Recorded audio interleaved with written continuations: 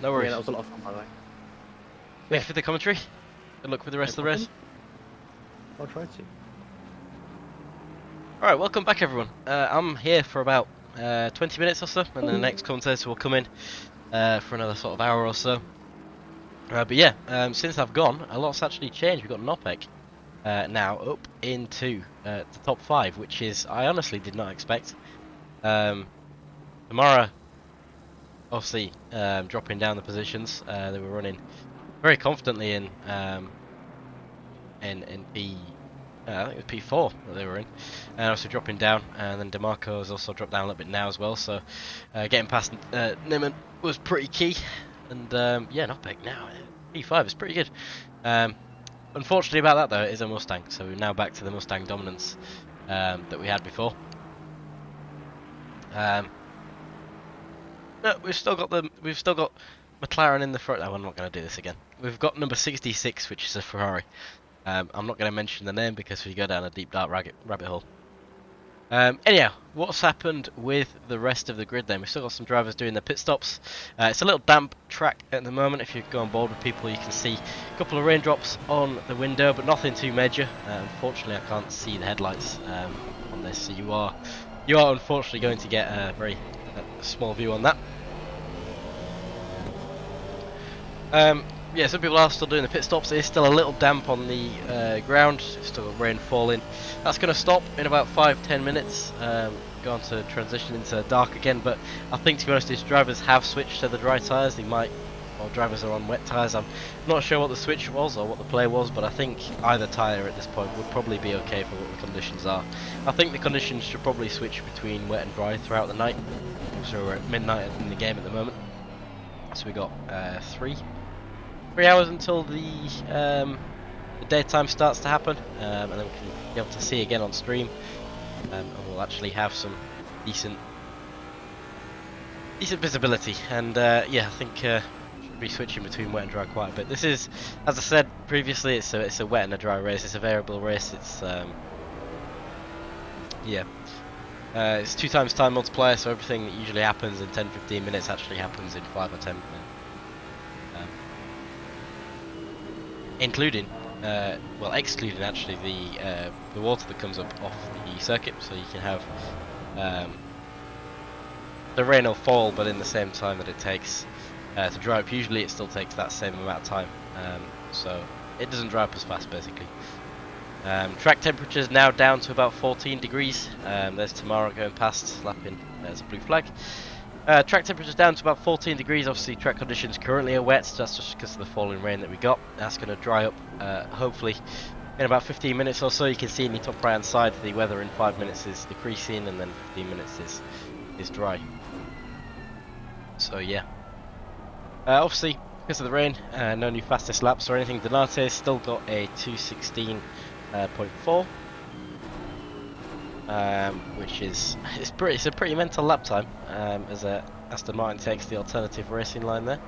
I believe that's the Aston Martin of Bugalski. Yeah, it is.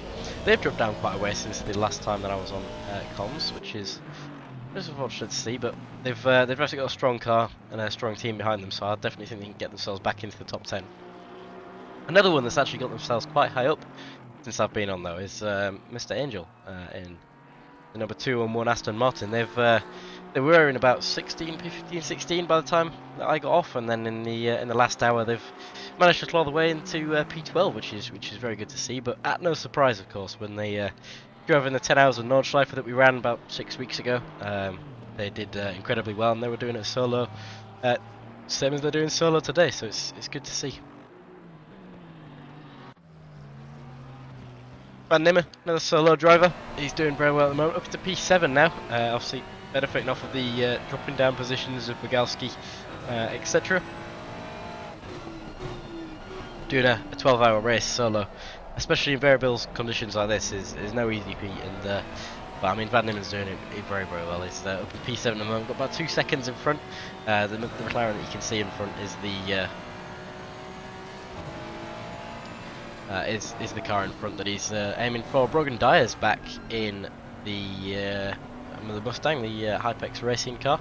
He's just forcing his way past on the pit exit.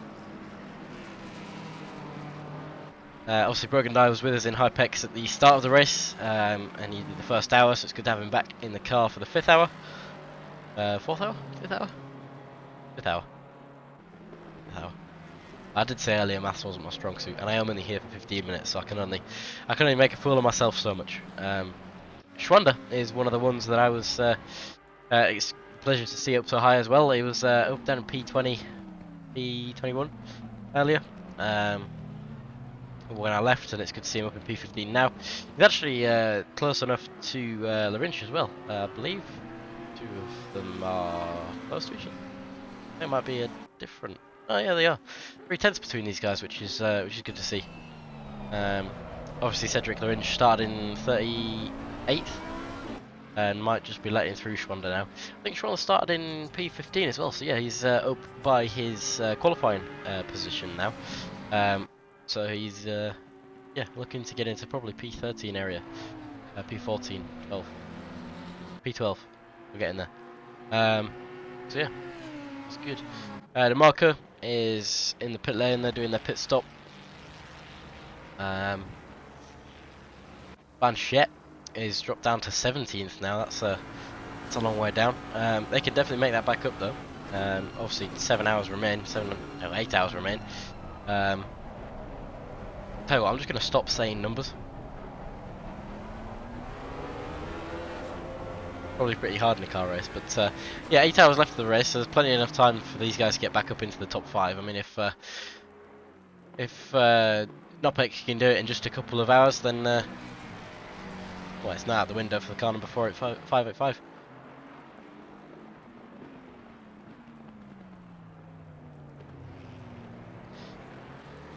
Moronsky, I believe, has just been passed as well, yep, by Brogan Dyer, and Dyer's now only 10 seconds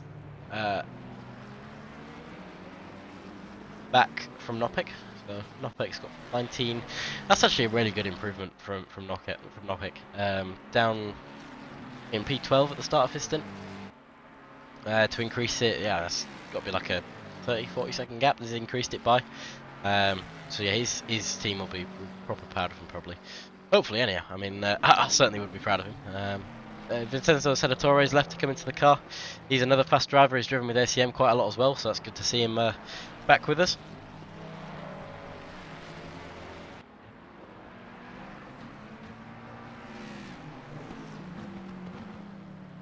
Go back on board with Van Nimmen. He's getting sort of close to Moronsky in front. You can see that McLaren right there.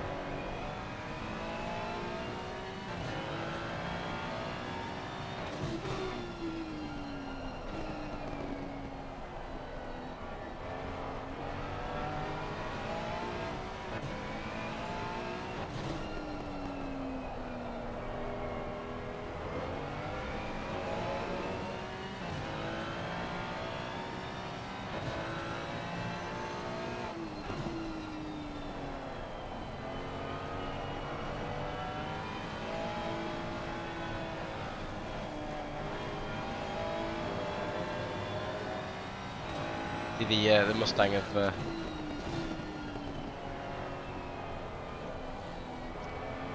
which Ferrari is that?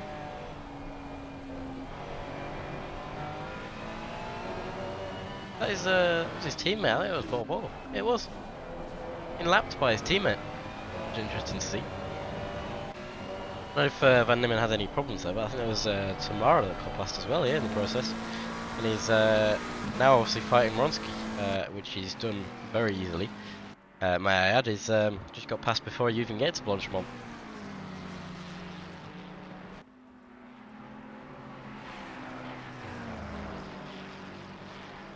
That's another position back for Chamara. He's now up in the sort of realm of Brogan Dyer and Nopek area. Speaking of this area, Nopek is now only 4 seconds in front of Brogan.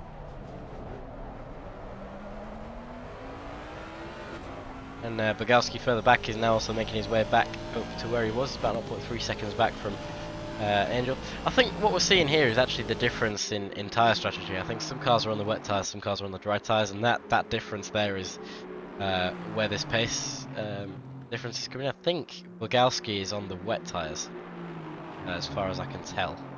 which means that Angel must be on the dry tyres, and obviously the track's damp. Just been raining, it still is raining.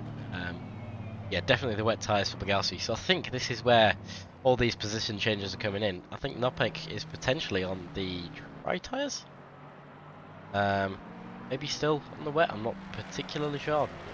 You can tell from the tyre wall it'll be either yellow on one at all, and if it's yellow, it's a dry tyre. So that's what I'm trying to discover. My guess is that he'd be on the dry tyre, which is why he's dropping a bit of pace to Brogan Dyer and Co behind.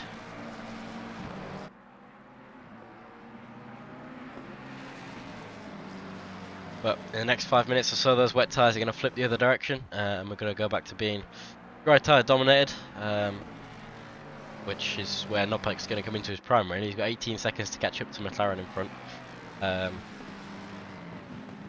and he's just got to defend in the meantime from Brogan Dyer. Brogan Dyer's obviously a very difficult opposition to have. Up at the start, up in P2 he was, and he usually races for 0 Point Racing, who was in the lead of the race, and I've just realised that Donate is now leading by 40 seconds. So I'm not sure if there's a pit stop difference. Yeah, Michael Thomas has already done a pit stop. He's done 5, and Donate is yet to do a 5th one. So that's where that disparity comes from. Got me a little confused there for a second, but yeah. So Brogan Dyer on the what I assume to be the wet tyres now, pressuring Nopek. Is going to be a light dive bomb into the bus stop chicane. He goes around the outside. He's probably not going to get the move done there, but he'll focus on the exit onto the second one, onto the start finish straight now. He gets a tighter line on the exit. He's going to try and get the slipstream on the outside going into La Source. He's got a good run out of the last corner. The wet tyres helping him immensely there. Can Nopek do a little bit of a dive, or will he just tuck in and keep it safe? He does the latter, and obviously that's what's recommended, so it's good to see. Welcome in, Rick Pixel. Yes, go 0 Point. They're doing very well this race. Michael Thomas and Chris Vining have done a very good job. They've currently done 5 pit stops compared to everyone else's 4, which is why he's currently sort of 35 or so seconds behind. And we're on to the 100th lap of the race now as well.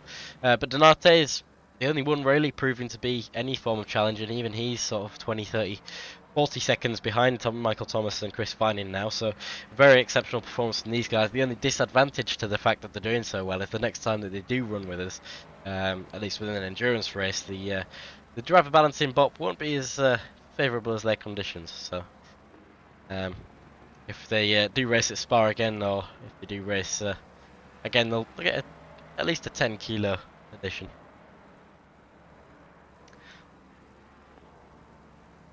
How are you anyway, Rick? It's been a while. They'll smash any BOP. Well, you say that. I think we should have another charity race, and this time we'll just have every single penalty applied to you guys again. I mean, you seemed to like it last time, so I think we'll just direct everything towards the 0 Point car. Instead of stop-go 10s for the top 10, it's just 10 stop-go 10s for the 0 Point.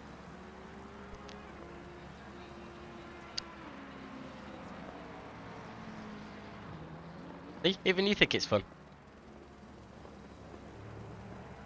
Need to be in the Mazdas on iRacing. Oh, well, we can organise that. That can be organised.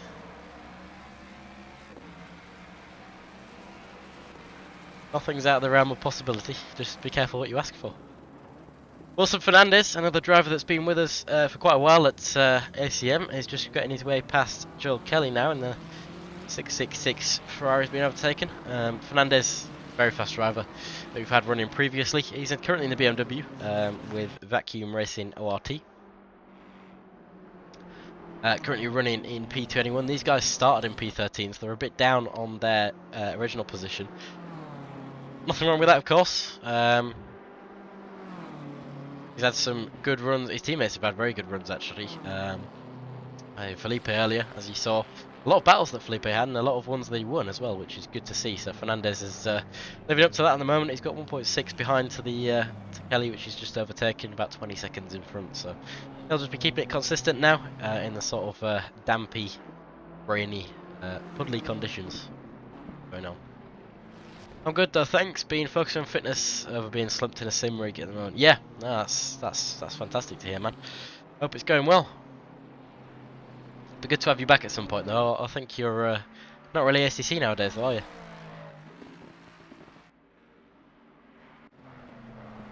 In Mortimora, it's slowly catching up to Dyer, and Nopek has actually dropped back behind Chimara now as well. So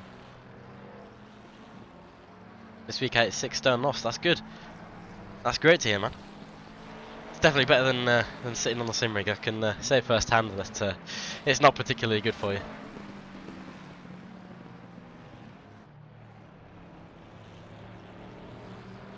For a good enough cause, you can come back to ACC. That's it.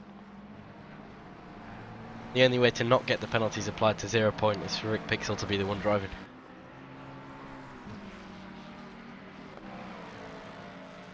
And Nimmon's still about 1 more second behind from Ronsky.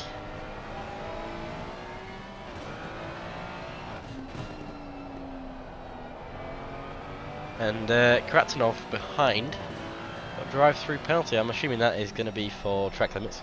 But the 992 Porsche, which he is a resident of, was actually doing really well. We saw a battle with him earlier on the stream when Flynn was in. And yeah, he got drive-through now, so that'll probably set him back a couple positions.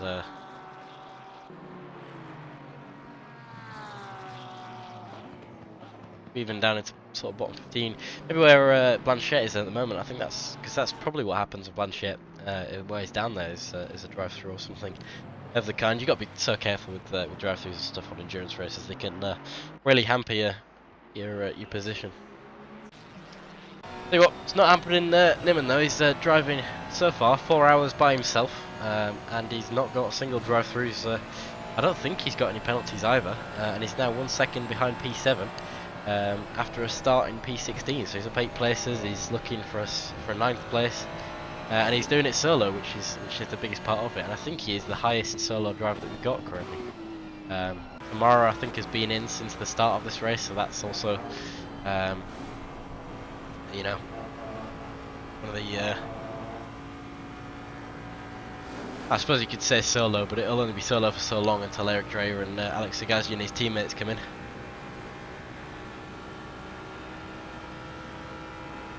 Speed trap still remains the same speed from earlier. We've still got 277 kilometers an hour. Just a few more drivers have hit it now. We've got DeMarco in the Mustang, Blanchette in the Mustang, Grickis in the Mustang. Still got Joe McLaren in the Ferrari, and Donate as well. They've all hit 277 at some point. Ronsky is only the one that's close to that. He's got 276 kilometers an hour at some point, which is pretty good for McLaren, to be honest. Track's still damp though, so I don't think we'll hit the timing. Also, go Hypex, whoever they are. Yeah, well, go Hypex aside from Brogan Dyer, right? That's the we're not a fan of him today because he's defected from Zero. But no, these guys have had a good race as well. They started with Brogan. Brogan's in the car now. They've had Perry and Sparks. Dropped 2 places since the start, but they can definitely claw this back. They're only 13 minutes into the stint, and they've got Donate and McLaren in front, who are 40 minutes into the stint. So they're still technically in P2. Oh, and we've got Dirk. Welcome in, Dirk. Hello. Thank you for having me again. It's always an honour to join you in the commentary box. Yeah, and yourself. You're one of the headline commentators from ACM, really. Yeah, I mean, I you know, I would consider myself to be the unofficial voice of ACM. I mean, you've everyone who's here has probably heard me in the tutorial videos, so you know. Yeah. Well, they'll know me. It gets played on every single YouTube stream that we do, and it's also got about 500 or so views on the ACM YouTube. So yeah. There we go. I'm practically famous. Getting me name out there, me. Yeah. So for those of you who don't know me, I'm Doug. I am one of the many commentators here at ACM. Part-time racing driver, full-time, crashing idiot. we've got a lot of awesome drivers on the grid today. I'm really looking forward to seeing what goes on. We're commentating split one, I believe. That's correct. It's Excellent. Let me just make sure I'm actually getting the password in correctly. There you go. Fantastic. Just trying to set stuff up at the moment, so bear with me if I'm not on the ball just yet. I think I synced my deliveries this morning, so I should be able to see everyone's. So, what have I missed? What have we been up to so far? It's been a very good race, to be honest. It was dry for a long time, and then as soon as the night hit, it became sort of a rain roller coaster. That's what I called it earlier, where it was just on and off and on and off, and every sort of 15 minutes or so. It's gone back to being damp now. Touching wood for the drivers, of course, not for the commentary because it gets interesting. But we've got a dry line. It's a damp track. Probably be dry soon. Forecast shows sun and cloud. But yeah, we've had some fantastic battles. We've had a couple of solo drivers that have come up, 20 or so places. But yes, it's been really good in these first 4 or 5 hours. That is absolutely lovely. I'm, really excited to see where else we can take this. Where else the track's gonna develop. My ACC race control seems to be broken.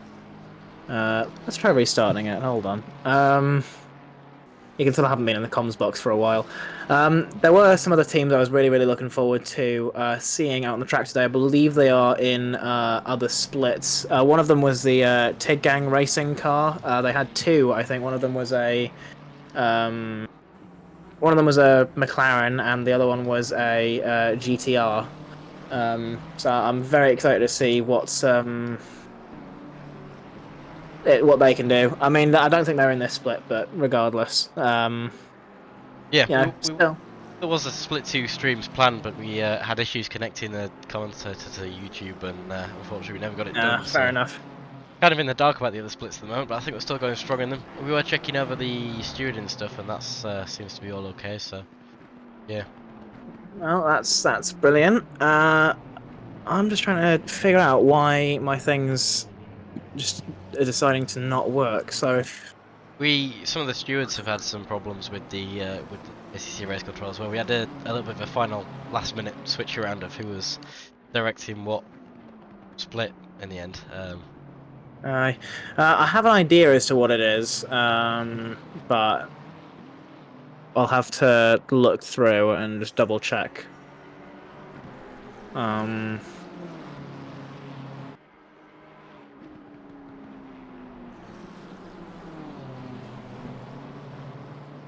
Rick says that your line in the only car you're interested in is 528. Also happens to be Rick's team's car. I also think Rick is the one that's lying. Fair enough. Yeah, there's a lot of action happening on track. I think coming into Lake Com now, the number 80 car up the inside of the 33. I can't tell if that is for position or if this is the 33 getting lapped, but they're certainly getting fighty. No, it's certainly for position. We've got Landolfi behind in the number 22, who's also fighting for this position, so it's currently a 3-way battle going into Brussels. Fantastic. Yeah, I used to call Brussels this bloody corner because I always sucked at it, so I never learned the name for it. I was just like, ugh, this bloody corner. I must every admit, single time. I don't actually know how you pronounce it. I've pronounced it 2 different ways on stream now, and no one's actually shouted at me, so please shout at me if I'm getting it wrong. It's Brussels, I believe. Okay. That's just from my limited knowledge of French, so just gonna leave and rejoin and see if that fixes it. Yeah, ACC Race Control seems to be having a couple issues. I think there was a new update recently, actually. So let me just double check. You'd just think I'd have been more prepared than this, but I literally just got back from work, so pardon my messiness as I try and get everything sorted out. Alright, plenty of entertainment currently going on. Tomorrow's just overtaken Joe McLaren in the Ferrari. Get ready for that sort of name change as well, by the way. And Landolfi's still 0.2 seconds behind Nimmin, and who's also 0.5 behind Wronski. So, yeah, plenty to play for on the stream. Yeah, lots of closeness on the track. I'm really looking forward to seeing what else we what else we can do at the moment.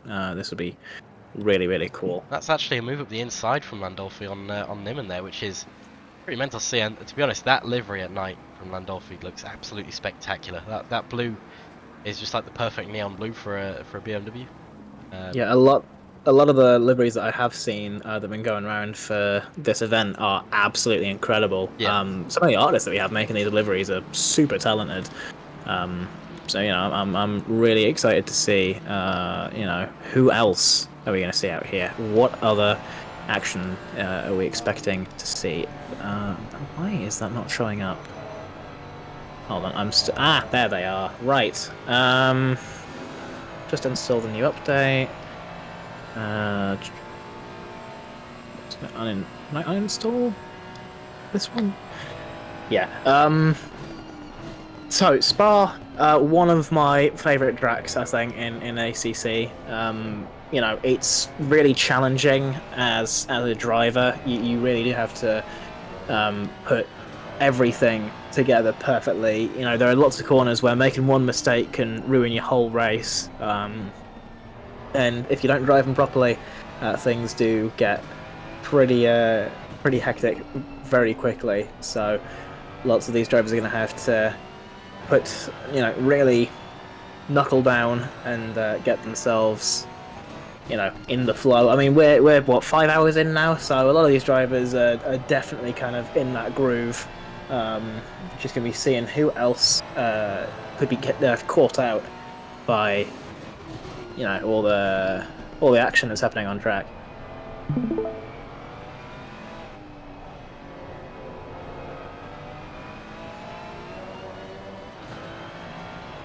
It'd be interesting to see if Landolfi can make his way past Mronski now as well. Obviously getting past Nimmin in the previous lap, and is now chasing after Mronski.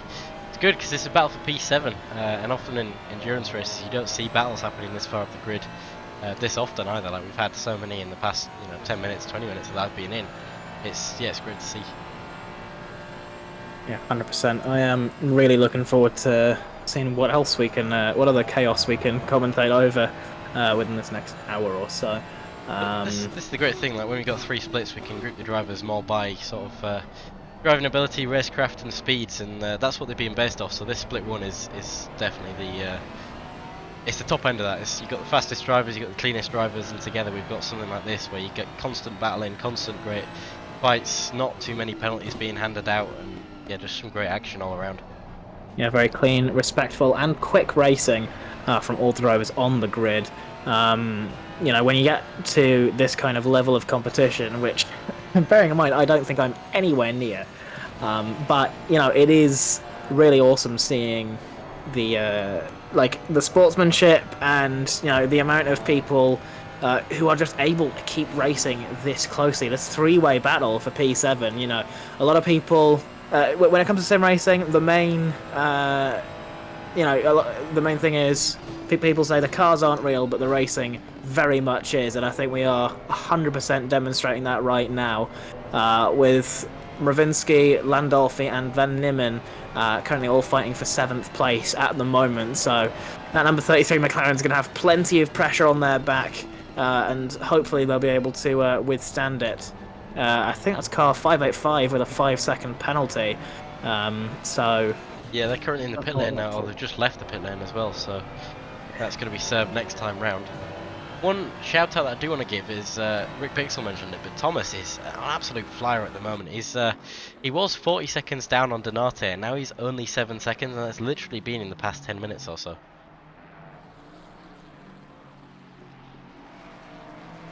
That's a significant amount per lap, and obviously that's going to be helped by the fact that the track is now greasy instead of damp.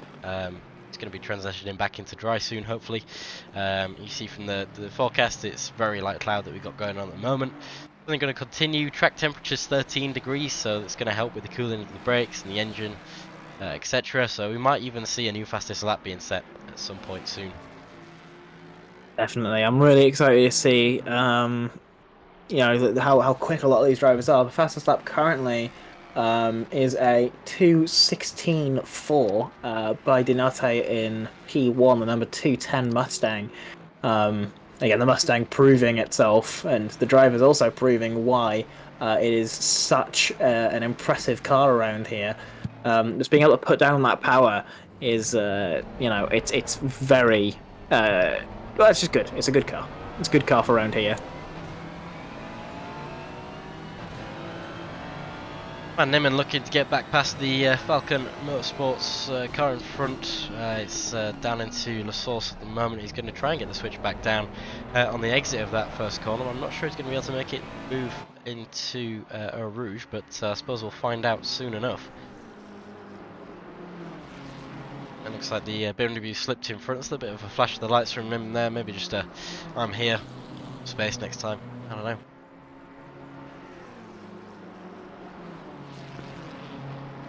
Now, because it has been raining, I think the track is still a little bit greasy. There is one big thing that is going to be that all these drivers are going to want to look out for, and that's what I like to call the puddle of doom. Just at the top of Eau Rouge and Radion, there's a huge puddle that kind of forms across the track. And if you hit it at the wrong angle, that is your race over. So these drivers are also going to have to worry about that. Hopefully, it'll not be too much for the drivers, and they'll be able to handle it just fine. There's always that to kind of worry about. So hopefully the drivers can continue the way that they're going. There's been a little bit of door banging there between these two drivers. That's not as clean as it probably could have been. But Van Nimmen did get past Landolfi there on the exit of the corner. A little bit of door banging involved, but the position regained into P8. 3.5 seconds down on Wronski now. Don't forget, they were only about half a second between themselves and Wronski, but now they've dropped it down a little bit.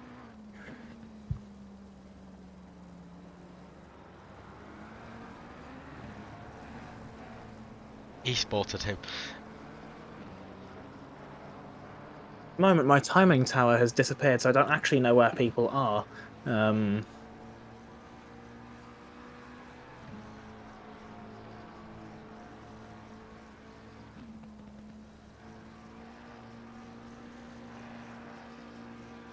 I don't remember what button I pressed before to get rid of it.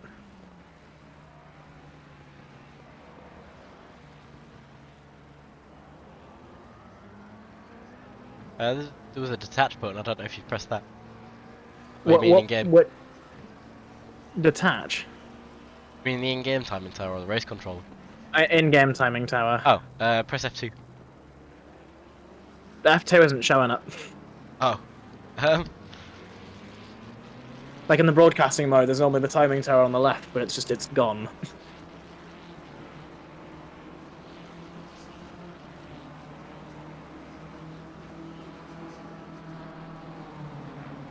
Mark says it's F2 twice.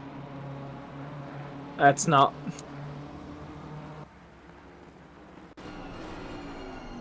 Insert.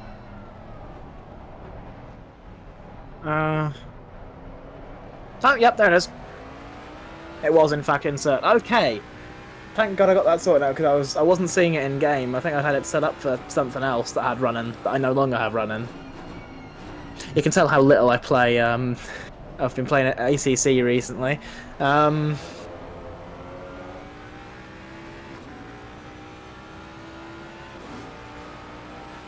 few drivers here that I do actually recognise. Just from I've raced with a few of them before and kind of knowing them through other people. One of them I wasn't expecting to see here was a 211 car of Angel, who one of my friends ended up racing back when I started in LFM, and he saw this other person who had a very similar name to me, like on LFM, and was like, "Oh, are you in this split for this race?" And I was like, "I didn't even sign up," because all he saw was the last name, and I was like, "Huh." Looked into it, and yeah, it was the driver of the 211 car, Sona Angel, currently holding down P10 in that Aston Martin. I mean, I can't remember which one of these other drivers I've raced against. I say raced against. It's more like I've been on the track at the same time as them, and I think the only time our cars have been side by side is when they've lapped me. will also point out number 66 car. Um, I do find it a bit ironic that a McLaren is driving a Ferrari, but hey, that's We've just the world we live in, isn't it? we've been and lived in that era, and I don't particularly want to go back into it.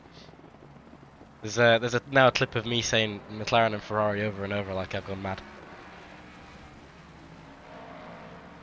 Fair enough. Yeah, I mean, this is proving to be a very interesting race. I'm just looking at some of the liveries that I'm seeing through the grid.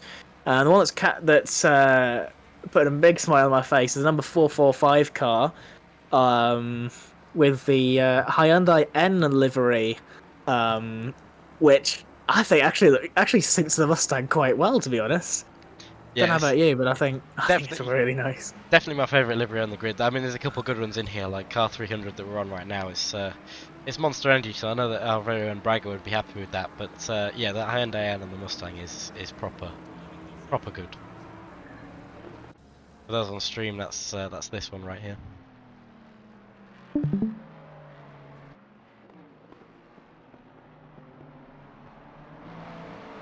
I was saying earlier that we do need a Hyundai GT3. I'm just not sure which brand it would be. It will probably be. Well, the Genesis had like their like a sports car or something like that, I think. I can't remember exactly what it was called, but I do know they had a car at some point. Uh,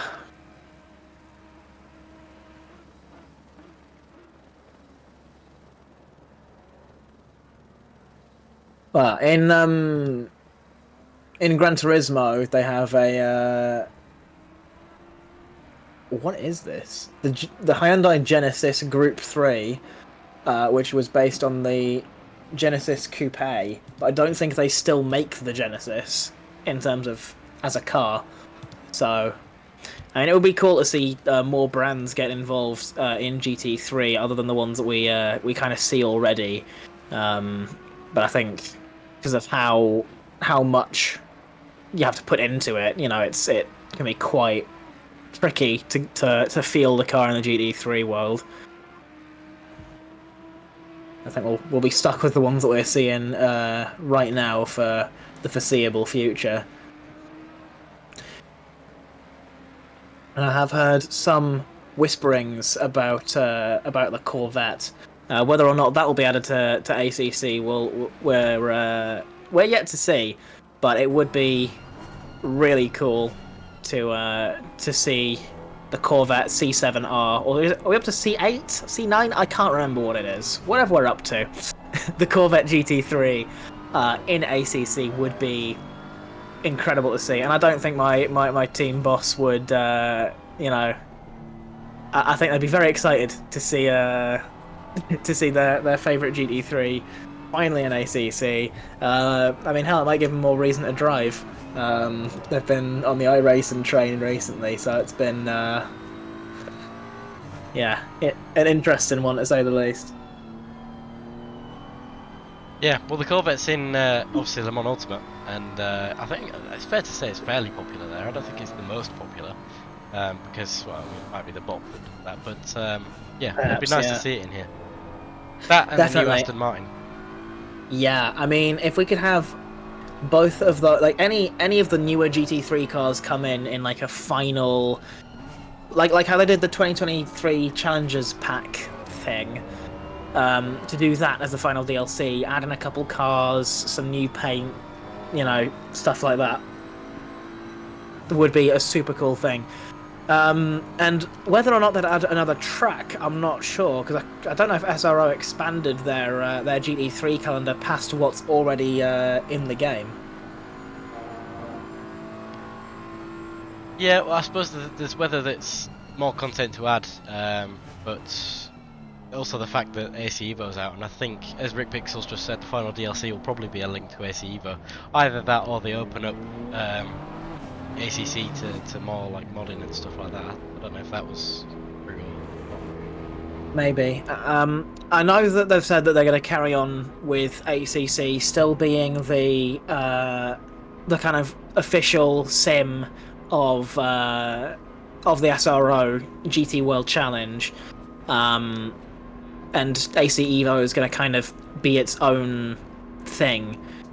So it's not like they're suddenly just going to stop ACC from existing, but I do think we are sort of coming to the period of time where we're going to see more people switch to the brand new AC Evo. I mean, it's still in early access. There's still a lot of room for improvement with that title. There's lots of things left to do, but I'm really excited to see where Kunos can take AC Evo, because it is an incredibly ambitious title, and I am very much looking forward to getting to play it. Eventually, I don't have the money or the time for it just yet, but perhaps as a little treat to myself, I can get it a little bit in the future. I believe we're about to see Cruz, going past Vasovic for P22. It looked like Barcelona had a little bit of a moment. I saw a yellow flag next to their name for a period of time. They seem to be on track, going just fine for now, but they still have the 777 Aston Martin just behind them. My game seems to have a little bit of a lag spike whenever there's a driver swap. Tamara and McLaren currently side by side, coming into the bus stop. Tamara up the inside, the Ferrari. Oh, okay, that was a bit of a scary one. Tamara made it through the corner, and McLaren comes into the pit lane. It looked like they were about to get fighty there, but the 66 Ferrari decides it's time to peel up the pit lane, maybe some fresh tyres, a bit more fuel, put the car right back out there. It is a bit hard to see the liveries and the cars and stuff, but it's this lack of visibility that makes these endurance races, especially these night portions, so exciting, because you never know what's going to happen. Anything can happen in racing, and it usually does.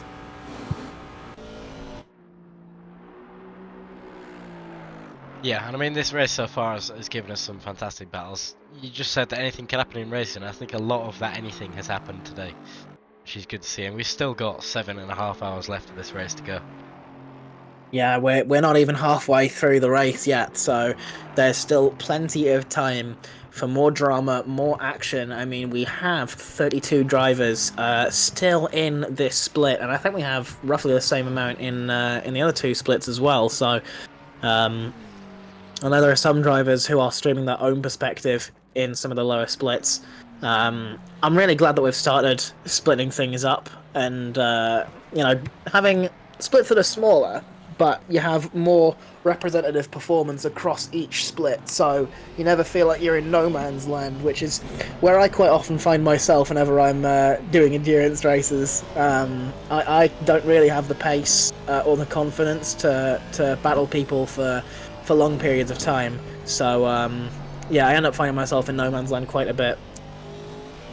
Yeah, well, that's the thing. Like we've been really lucky with the attention that this has got and the reaction that people are giving it, like getting 150 plus teams or 140 plus teams to sign up for a 12-hour race. It's no simple thing, like, and then being able to actually organise it and split it up well and get everything live stewarded, and then plan to have 2 streams, only end up doing 1, but all of it together, it's worked out so far so well, touching wood and all. Pretty good. Yeah, unfortunately the Split 2 stream we couldn't get to work with YouTube, unfortunately, so we couldn't do a stream for Split 2, so we just got the Split 1 stream as it currently stands. Someone asked it.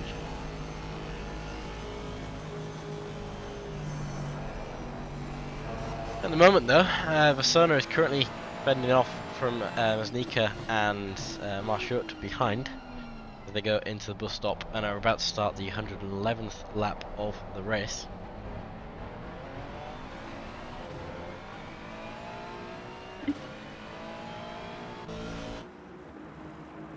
Aston Martin versus Aston Martin going into La Source. It's going to be the number 3 ahead of the number 777 as it currently stands though. Number 777 backing out of that fairly well, leaving the number 3 car to chase on towards Vasona. Guzman is behind in the Mustang, they've definitely got some pace in them. They were a lot higher earlier on in the race. So it's looking like they'll be going back up or trying to get back past number 777, which I think will probably be done on the straight and is already done before you get to the straight, which is pretty good to see.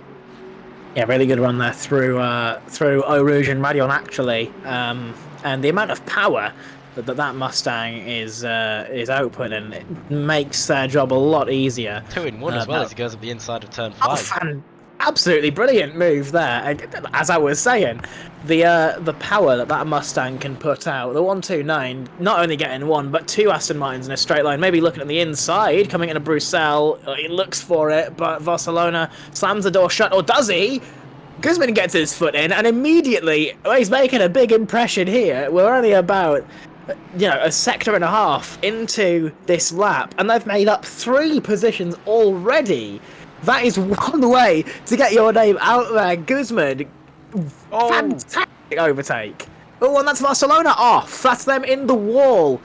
That might be the end of EOS Esport, unless they can carry on, and it looks like they are. For now, almost coming back on track into the direct path of that McLaren. The steering on that Ferrari is probably a little bit wonky. You can see them being a little bit wiggly as they tried getting back on track there.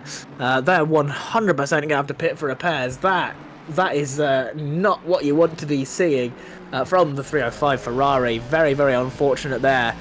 Easy enough mistake to make. Car does tend to get a little bit rear happy in that sector of the track through Double Gauche, which is French for double left because it's 2 left-hand corners. They really couldn't think of anything better there, could they?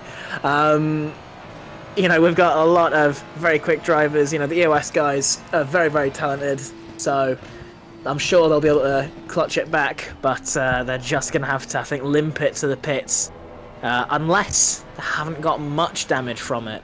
It looked like a side-on impact, so might not be much damage to the front or rear aero. What do they opt to do? They are staying out for now. I think Barcelona's deciding probably going to lose them less time if they just drive it out, repair it at the next pit stop, instead of pitting now to try and get the damage. It'll throw them off their kind of pit cycle. So I think if they can hold on, they'll lose a lot less time by doing one less pit stop. The pit lane in here, again, very, very long.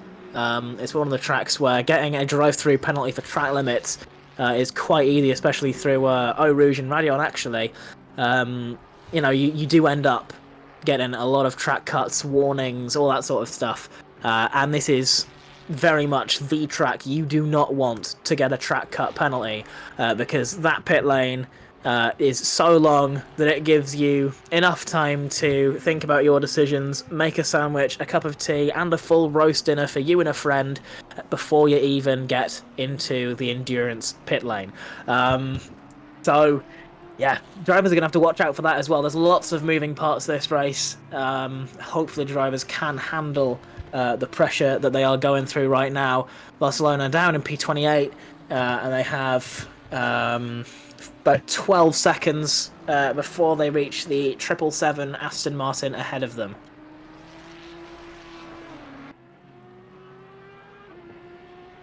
Just had a position change between Senatore, who's now out in the 221 FRL Mustang, and Marco in the 340 Mustang. Senatore is a bit of a highlight of that one because he's swapped out from Nopek now, who did a very, very good stint in that FRL Mustang. They started in P4. They had a little bit of an unfortunate start. Nopek picked up the pieces from P13, got them into P5, and now they're having a fight for P6. So yeah, for Senatore, I'm looking forward to seeing what he can do. Yeah, very, very fast drivers there from FRL. Filling a car in such a massive race and being a top split as well. Getting a top 5 finish for them is probably the goal, with about 22 seconds to Piazza ahead. That, I think, ultimately getting a top 5 finish at a race like this is a massive achievement. I mean, hell, even finishing the race is an achievement, but, the higher you finish, the better you feel. So let's hope that Senatore can continue to grab a couple positions, eke a little bit more time out from DeMarco behind, and trim down that time between themselves and the number 66 car. Yep, exactly that. And also, we haven't mentioned it so far, but it is actually drizzling at the moment. Yeah, there is a little bit of rain coming down. The track has become damp, and the rain is going to start to ease off within the next 5 minutes, and then within 15, they reckon it's going to be cloudy again. So the track is kind of in this state where it's maybe a bit too dry for wet tires. So people still running wets. I mean, they're still going to have the advantage, of course, since the track is, there is water and it is raining a little bit more. But, if you're on dry tyres, you might barely be able to make it work.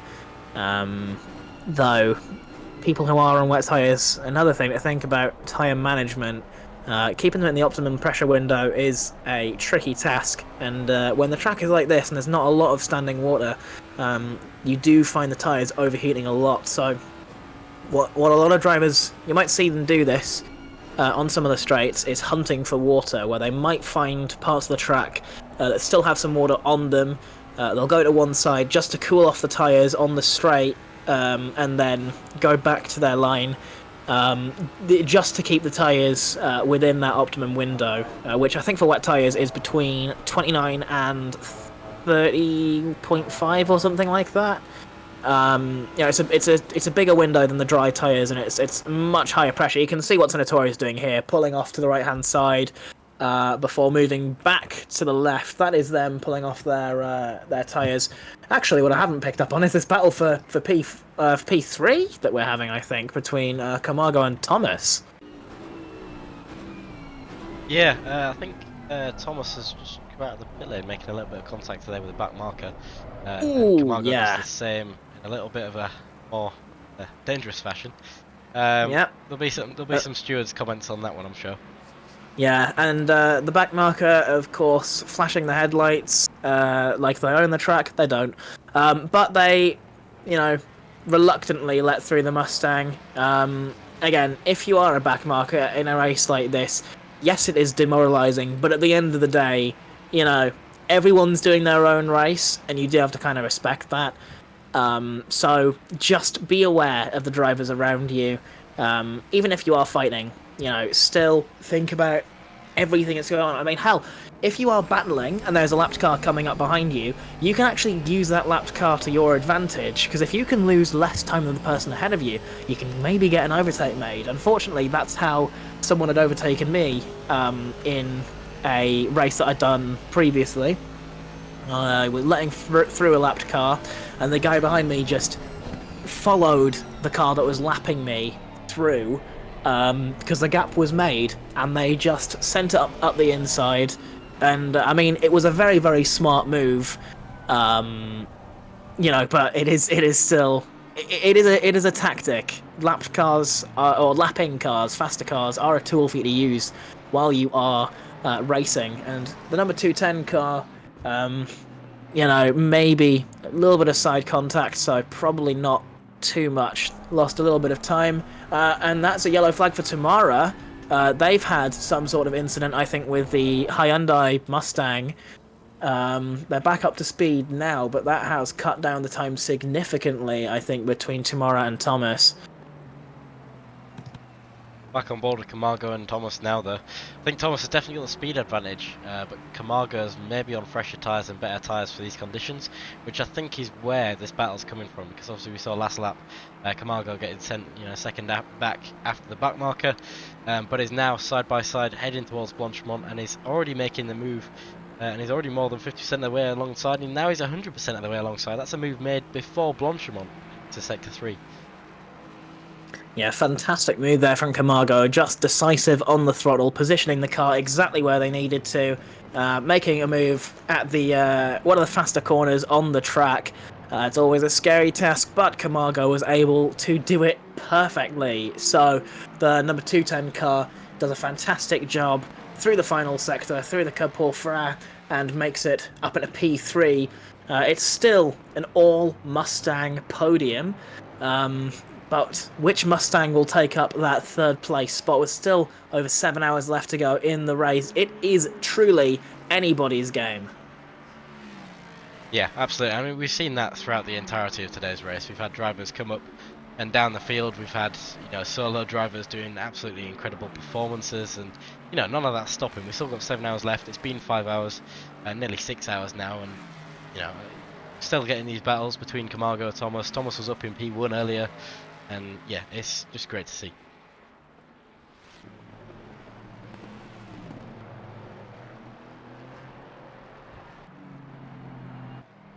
Well, last Brogan Dyer up into P1 at the moment in the Hypex team.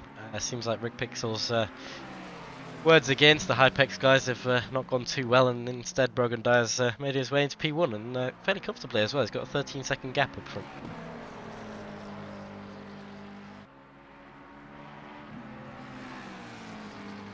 I will just mention though that Michael Thomas has done 6 pit stops compared to everyone else's 5, so he's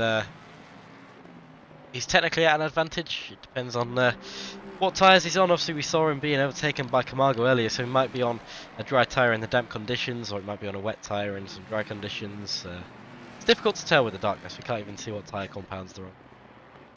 Yeah, it is still a damp track. The rain is still coming down, but I think it is less Piazza. Looked like there was a yellow flag there. I think that was just them coming out of the pit lane. Never mind. Okay. It flagged up as a yellow there. I started to get a bit concerned. Yeah, I mean, I do think Thomas might be at a bit of a tyre disadvantage, but with the track maybe going to just greasy, or maybe even drying up within the next 15 minutes, the advantage might swing back in the direction of the 528 car. Some other battles going on further down the pack as well. Guzman now has the 777 Aston Martin just about a tenth of a second behind them as they're coming through some of the faster corners on the track. Aston Martin's looking for the move, can't really make it just yet. Yuzubi is right on the back of the number 900 car of Pokorny from the Toga Esport Academy. Continuing to impress out there, but that battle at the front, it's starting to widen up a little bit. Camargo pulling out almost 2 seconds from the 528 car. It's it's still anyone's game. Guzman and this 777 going side by side. The Mustang with the inside Atlas Source, and with a Mustang that is lapping them just behind. We might be seeing that the Aston Martin and that Mustang behind. Oh, Mustang just tucks in, knows that making the move there is probably going to be irresponsible. Are we going to go 3 wide Eau Rouge? Well, the Aston Martin's actually already made the move, but moves off to the right-hand side. That lapping Mustang is going to try and get past them however they can. Perhaps Guzman is going to try and use the lapping Mustang to their advantage as the Aston Martin gets thrown offline. The 129 looking for that move, but the 777 is completely unfazed. Moves their way back up into P25. These guys in the number 777 car have actually had a really good race. They were struggling a little bit in qualifying towards the start, and are now finding themselves up in P25, which is 10 places up from their starting position in 35. Yeah, that is a fantastic job, and we're still we're not even halfway through the race, so there's still plenty of time to be made up. And it looks like the rain has actually stopped, and it's going to stay dry, it looks like, for the next 15 minutes. At least 15 minutes, I should say. So, still got... I mean, the track is still going to be dry, but, we're just going to have to wait and see what are they going to be... what are the decisions going to be with regards to tyres?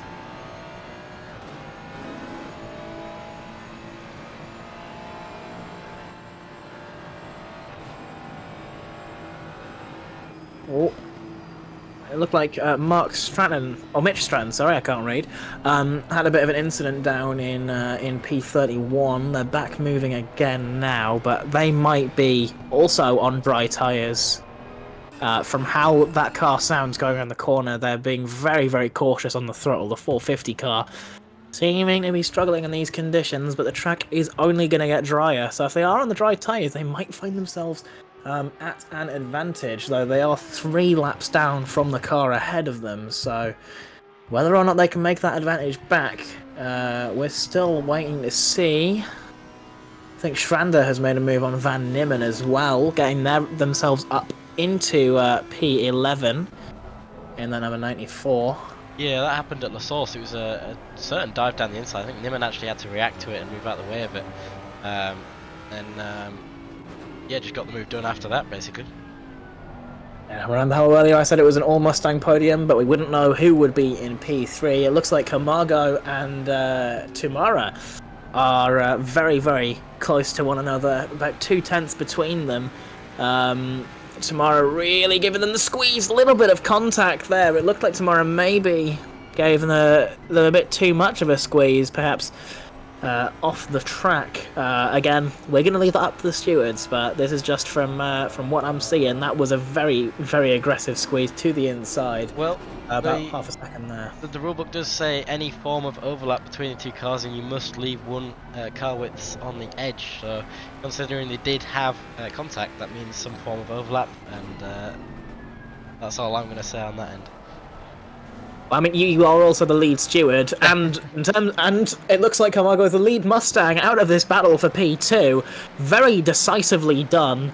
Whether that was Tumara letting them through because he knew that contact would probably get him a little bonk, he's still gonna get that slap on the wrist at the very least. But that is Camargo making their way up to P2. And it looks like the weather is only getting better. The track is going to get drier, as the little icon is showing overcast conditions.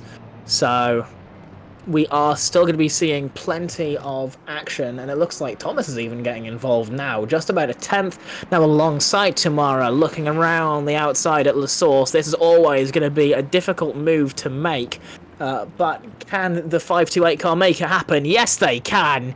Coming into the corner, later on the brakes, cuts Tamara off, and within about the space of half a lap, Tamara loses 2 positions.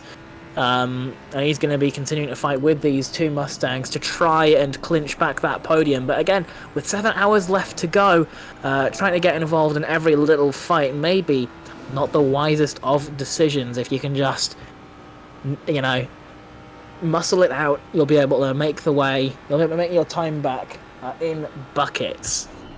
Don't forget as well, is Tamara's been driving since the start, so he's currently on, 5 hours straight of racing. So he's got to be feeling some form of fatigue, some form of, tiredness, hungriness. Yeah, I was hungry doing commentary, never mind the racing itself, and it's difficult conditions, so he's got to be feeling it. Yeah, I mean, for me, I'm still very, very new to sim racing. I've only been around for about, I want to say, a year and a half. I think the longest I've ever driven in an endurance stint was actually when I did the 6 hours of Kailami with Blue Shark E Racing, which you might have caught on the stream in that race in the endurance series. That was 2 hours straight of driving, and on the topic of driving, Tamara's driven straight off the track, coming into Double Gauche. I mean, they have got a lot of time between them and Piazza, over a minute, but I think they've just had a lot of cars unlap themselves, and yet Tamara seems to be struggling with the grip. Yeah, you mentioned that. I think his stint time is currently 1 hour and 3 minutes, so he needs to come in this lap, and he's literally got 1 minute and 10 seconds left, and he's got the entire half circuit to do. Hopefully Tamara can put his foot down. He should be able to get into the pit lane. If you're in the pit lane, that counts as your stint timer stopping, right? Yes, that's correct. He just got to pass the pit entry line. Fantastic. I think they might just be able to make it, but it is going to be tight. 50 seconds, unless it's a drive-through, and then, his teammates aren't going to be particularly pleased. Oh.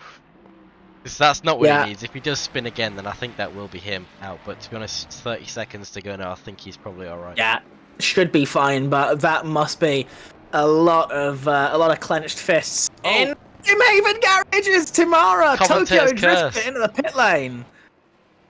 He should just be fine. I don't think that was a full spin, so he should just be able to make it into the pit lane. Fingers crossed for Simhaven. This is tight to a T. How 15 much time do you seconds. have? 15 seconds he had. Only 15 seconds to spare. Tamara makes it into the pit lane, cutting it very close for Simhaven. The number 240 car. I mean, hats off to Sergey Tamara for, keeping it up that long. 5 hours worth of driving. I mean, I couldn't even drive for 2 hours at Kyalami, which is, I'd argue, a much easier track than this. Having not only the physical endurance, but that mental endurance to just last that long in a car like this, like the Mustang, which, from my experience, very rear happy, so you have to do a lot of corrections. It is going to be a tricky one. So hopefully, maybe tomorrow we'll hand it off to someone else, or maybe he won't. Who knows? I certainly don't. DeMarco, yellow flags for him. I think there's just him coming out of the pit lane.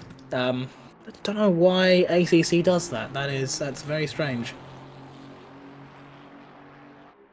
Yeah, Rick was saying the amount of saves that happened in that lap were pretty crazy, and I mean, yeah, that's the thing. Like, you've got people that are doing it with teammates, like Chamara. He's done 5 hours straight, but he does have teammates. And then you've got, on the other hand, people like Niman, Laringe, Angel. They're all doing it solo. So you know, they've still got another 7 hours to go. Yeah, I mean, with that much time left, I would not want to be in the position of some of these drivers still. I mean, the people who can drive races like this solo. I mean, hats off to them, but I would not personally. That's not something that I'm looking to do. I think I'd probably rip my arms off if I tried something like that. Yeah, I think that there's a point where it becomes mindset. The longest that I've done straight is 4 hours, and you just. I think so long as you're aware that you're doing that amount of time, you can manage it. But I think when it comes to a point where you've got 2 other teammates, there's 7 hours left, and you've done 5 hours of those 12 hours, you get to the point where it's just like, can someone else take over? Yeah, there's only so much that you can do, and I'm just trying to keep my eyes on and see if tomorrow's out of the pit lane, or the number 240 car is out of the pit lane. Yeah, and they have done a driver swap. Eric Dreyer currently passing the baton on.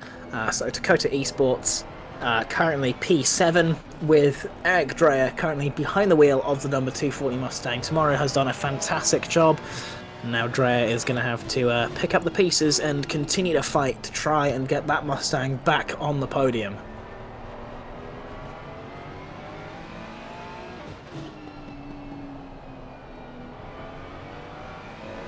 Yeah, well, Usby's still on the back of Picorni at the moment.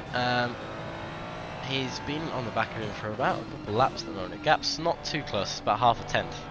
But it is currently the closest on track. We do have a couple of the ones that are of note, like Schwander in P10. And then, of course, we've still got Thomas and Camargo in P2 and P3. But, yeah, Usby's showing the most promise for action at the moment. Yeah, the number 88 car dropping down as well. The Vacuum Racing car currently in the pit lane. We're just...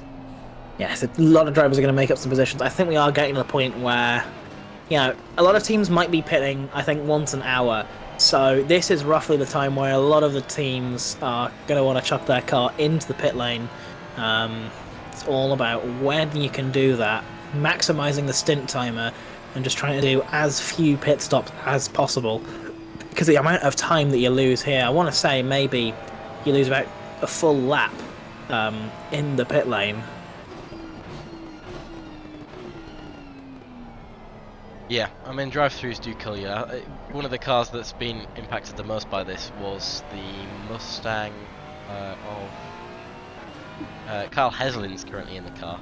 But they were originally up in P5, and they've dropped down to P19. Currently in P16 at the moment, but obviously P5 to P19 is a massive gap. Yeah, definitely. And I think, again, any sort of penalties that you get, never really any good, and especially at this track, getting a drive-through can ultimately just really put you down the dumps. So hopefully a lot of these drivers won't be getting those drive-throughs though the amount that they're going to be on the edge, trying to push the track of the car as much as they can, and it looks like there has actually been some contact for Heslin. Again, commentator's curse. He's spinning around on the track trying to get himself pointed the right way. But yeah, there was. I think there might have been a contact with Van Nimmen there as well. So, well, it might have been completely unrelated. We might have two different cars spinning at the same time. Binovskis off the track as well. Where is that? I think that's Blanchimont. Yeah, Binovskis off the track. The number 300 Mustang. Having some sort of issue there, maybe a spin of some sort. Again, if you're on the wet tyres, track is starting to dry up a little bit. It's still damp, but don't think it'll be too long. Cruz has also had a bit of a spin, I think, coming into that final sector. I think there's lots of drivers who are really starting to feel it now. Whether it's tyre wear or really anything else, no idea. Dyer currently for Hypex Racing in the pit lane. That for now puts Camargo up into P1 with Thomas just behind, about 0.8 of a second separating those two. Interesting thing about that is Michael Thomas is on his 6th pit stop. Margo's on his 5th pit stop, and they're both on the same stint timer. So somehow, Camargo's missed out on an entire pit stop. Yeah, which I think goes to show the 0 Point Racing car on the number 528 is, well, I think they're just that quick. Yeah. On the other hand, you do have to consider the fact that they've done an extra pit stop and they're still battling for P1. Yeah, that is, well, I mean, it's a big challenge, and up the inside they go of Blanchimont, able to make that move, 0 Point Racing up into first place. Again, Camargo might be struggling on the tyres, but Michael Thomas just looks absolutely, on point, and is just able to keep that car balanced, running absolutely brilliantly. Very well done from the 528 car. Speaking of solo drivers, as we were earlier, Angel's only about 1.4 seconds back from Schwander now. Wait, he's driving this whole thing solo? Oh yeah. My god. He did the 10 hours solo, and now he's doing the 12 hours solo. I mean, if you've done a 10-hour race solo, what's another 2? Barcelona... Is that them coming out the pit lane, or was that... It looked like there were yellows there. At Speaker's Corner.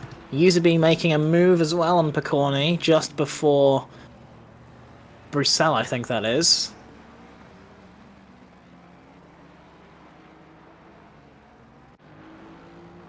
Close battle between Jacob Matrut and Guzman as well on the defense game.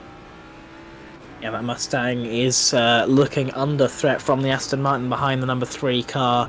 Might look for a move. I mean, again, no need to make any brash moves, because it is we are still very, very early in this race. We haven't reached that halfway mark yet, but it'll only be a matter of time before we do.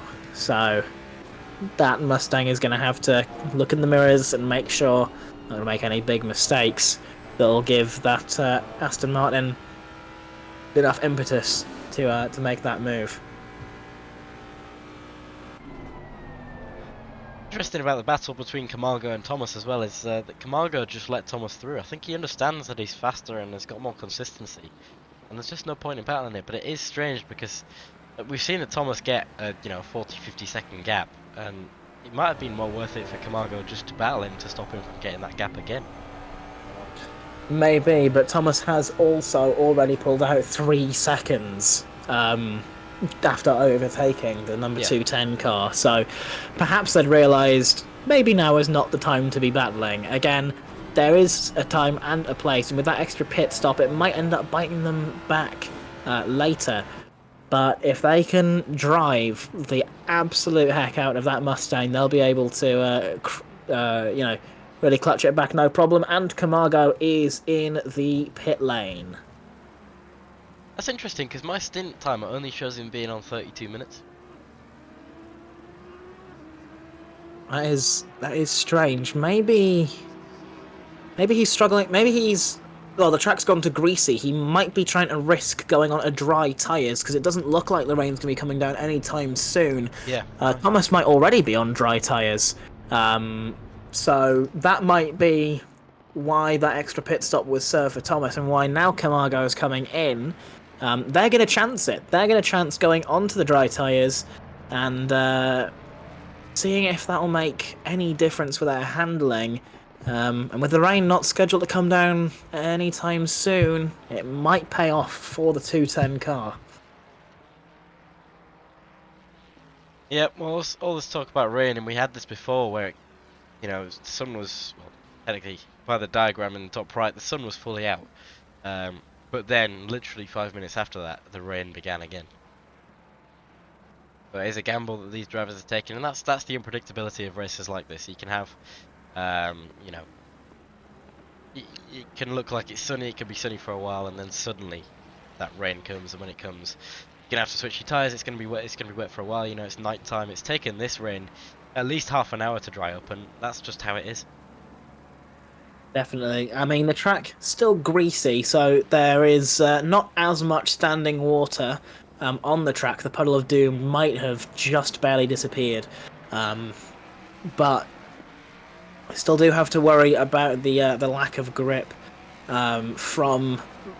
There is still a little bit of rain. The track is still saturated, so you're gonna have to worry about that.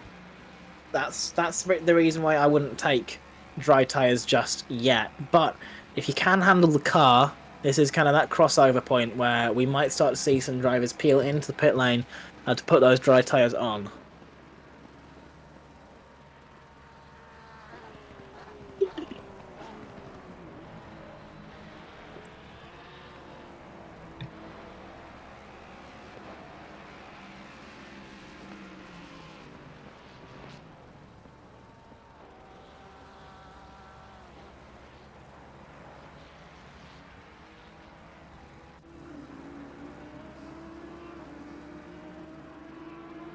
Angel's now only 0.5 seconds from Sharonda. I know we were talking about those earlier, being fairly close, and Dyer's only about half a second as well. Yeah, a lot of the gaps, they are starting to open up a little bit. There are a few battles still going on throughout the grid. I mean, Angel taking on this whole race solo, 5 hours straight of driving, and they are still scrapping for position. Senatore and Dyer going side by side. Dyer up the inside, coming through. Is that P1? I don't know which one. I don't know what the corner names are, but coming into the fast section of the track, Senatore overtaken by Dyer, who, very, very decisive move, very, very smart, up the inside of 2 corners, makes that move stick, and that is the number 84 car up into 3rd place.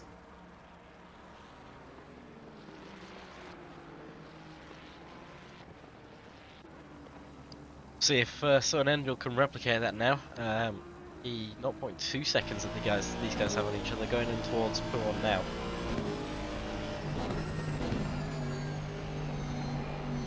Read this corner. No, it wasn't that. It wasn't that corner. It was the 2 right-handers before the really fast left and right section.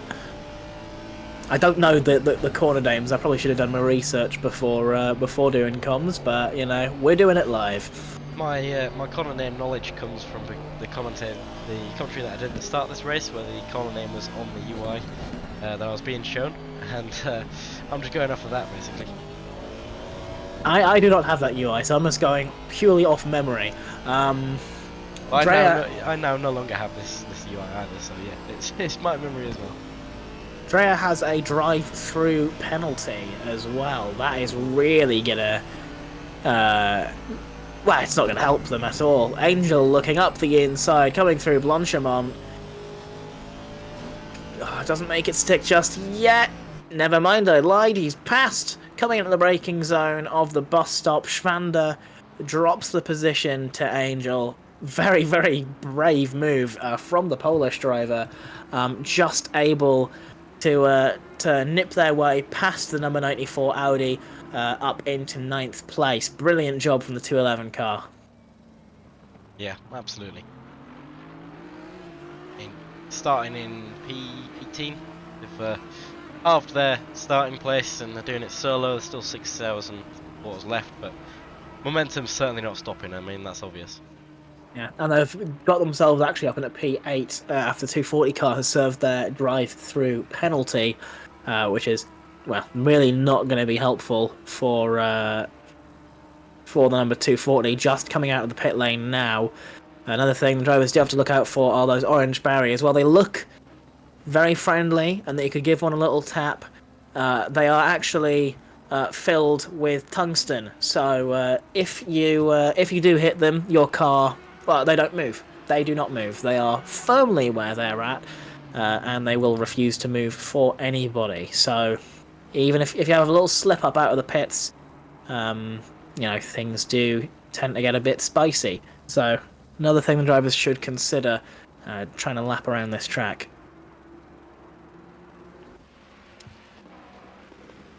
Big Pixel mentioned in the Twitch chat that this guy has been doing a lot of iRacing recently, so for him to come in and race ACC and do quite a lot of the hours, to be fair, and come in and he's currently third, did a good hour at the start. It's a pretty good show, even if it isn't for Pixel's 0 point racing.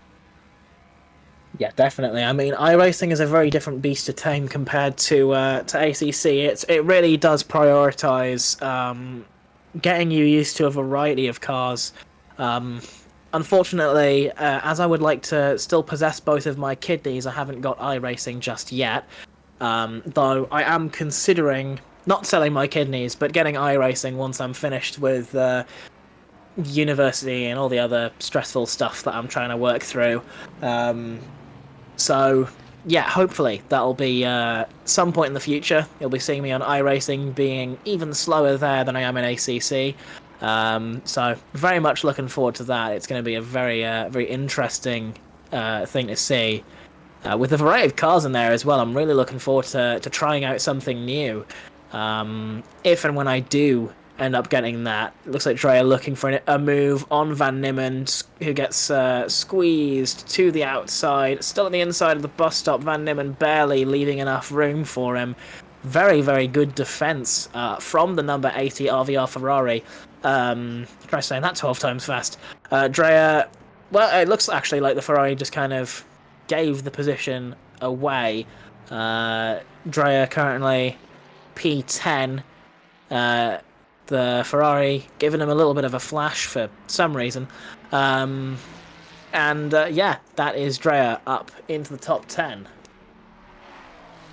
Yeah, I think Niemen just understands that he's doing the race solo. He doesn't particularly need these battles. He knows that Drea was the car that was in P5, P4 earlier on, and rather just give it back. If he can distract him with a bit of a flash in front, he might as well. We've got a little bit of a Mustang party coming through Blanchimont. Camargo has made that move on Senatore, maybe after they'd changed. I'm assuming they'd changed tyres, but to something dry might have actually been really beneficial to them. Their previous lap time was a 26.2, now a 25.6.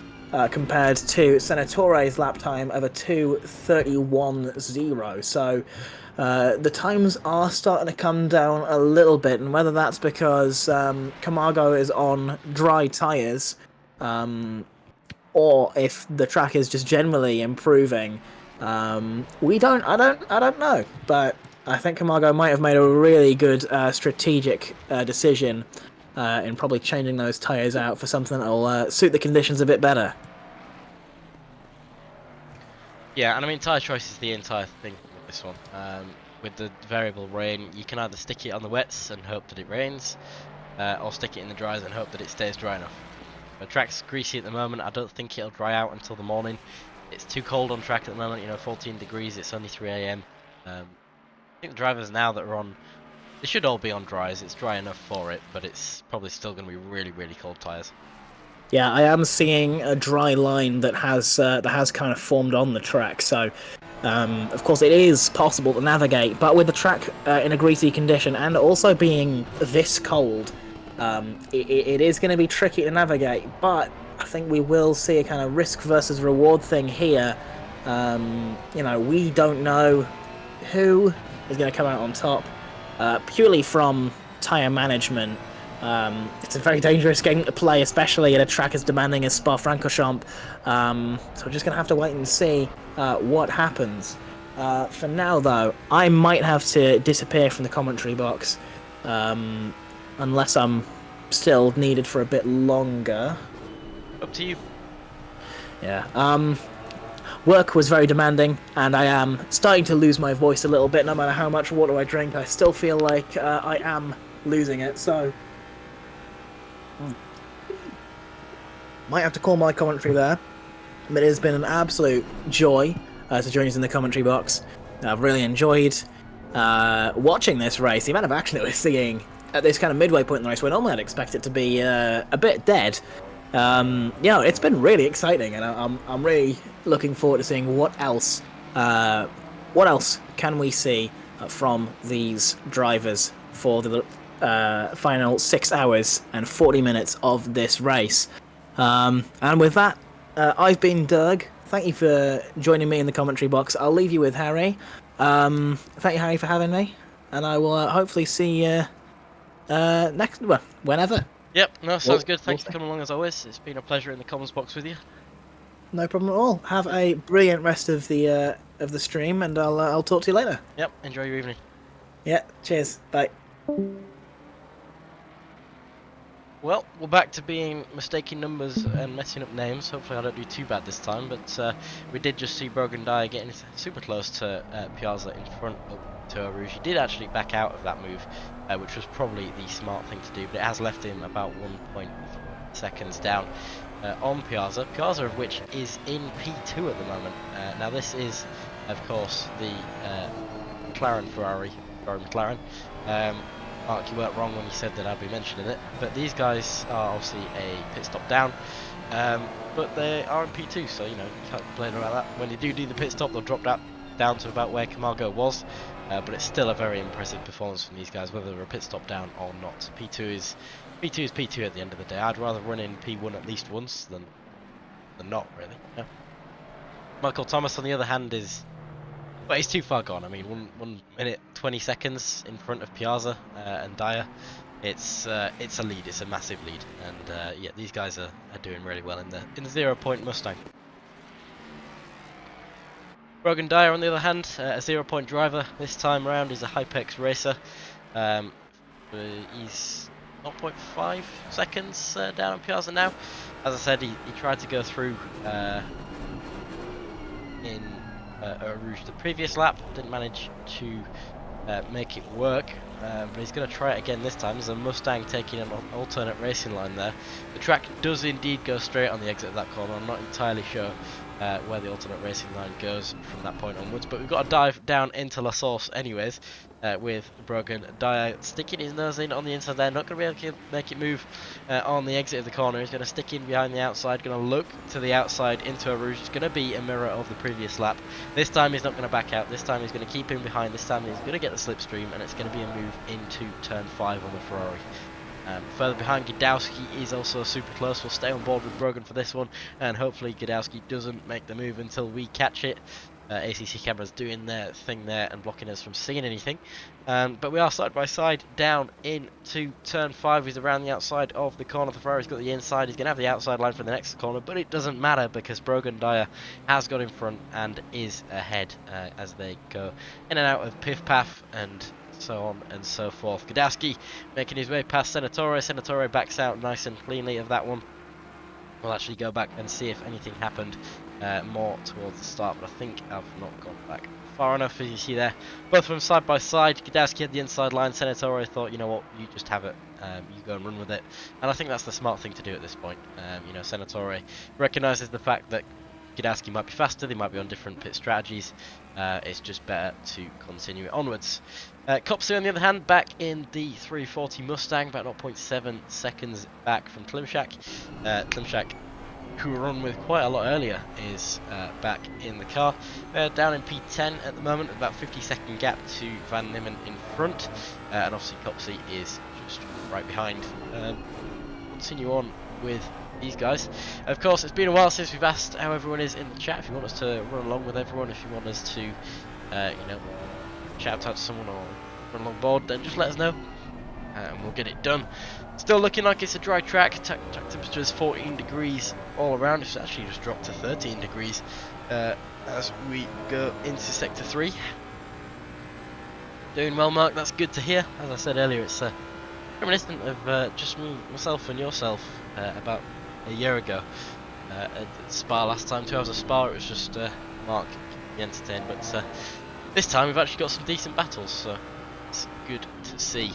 Further down the grid then, we haven't covered them in a while, but Max Hustle is back in the Ford N car. That is actually what the team's name is as well. They're about 48 seconds off of the next guys, but they are also a lap down, so they're just running at the moment for the sake of running, and that is what we appreciate, because, you know, you might be in a race, you might be at the bottom of the race, it doesn't matter. So long as you're racing, as long as you're having fun, that is the key part of this. It's not an esports competition, it's not for money, it's not for a trophy, it's not for anything, it's for having fun, and that's what these guys are doing. They're in a beautiful livery, so I'm glad that they're here, and you know, they're probably just enjoying themselves, which is what we like to see. Carl Heslin, who were on with quite a bit at the start of the race, they're obviously in P5 towards the start, and they dropped down a little bit due to drive-throughs and etc. Now they're in P23, 14 seconds back from P22, and they got a 20-second penalty as well, so they won't be changing much anytime soon. Useby in P20 at the moment, flashing the blue flag in front, potentially. He's not happy with something that's happened there. But he's running fairly well. I believe that these guys will be switching over to the second half of their team during the next half an hour or so. Useby and Kelly scoring the first 6 hours and then handing over to the other 2 drivers of the team, that being Lily and Altosis. These guys are very big names in ACM. Useby's casually known as the trophy man. He's got every single emoji that he possibly can next to his name, and that's a good thing. You know, now he's doing endurance races, P20, which is pretty good considering the competition that we've got today. You know, it's not an easy grid at all. We've got drivers doing 2:16 race paces, we're doing the 2:17 race paces. I mean, my 2:17 is my fastest lap at Spa, so to say that people are doing 2:16 race paces and that's what the top 20 is doing is pretty crazy. Mark says that Useby is the penalty point man. Well, coming from the prior penalty point man himself, then I suppose that's a fairly bit of a compliment for Useby then. But yeah, these guys combined probably have about 15,000 laps to the name, and they also hold some of the highest ACM ratings in ACM as well, which is always good to see. Back on board with a bit of action then. We've still got Van Nimmen about 3 seconds down from Eric Dreyer. Eric Dreyer is probably going to pull away from that one now that he's in the car. Further back, we've got Copsey. Behind him is Kretanov, who's 3 seconds back, but in front of him we've got Klimczak, about 1.5 seconds. Klimczak's currently dealing with what looks to be some back markers, either that or he's just being lapped himself, but that might be slowing down Klimczak. We might see a battle between these guys sometime soon, not too sure.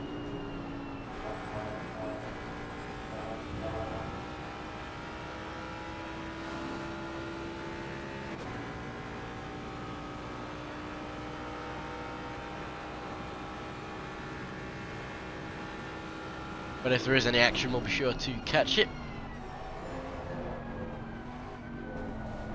There's supposed to be some more commentators coming in for the second half. I'm not sure if they are.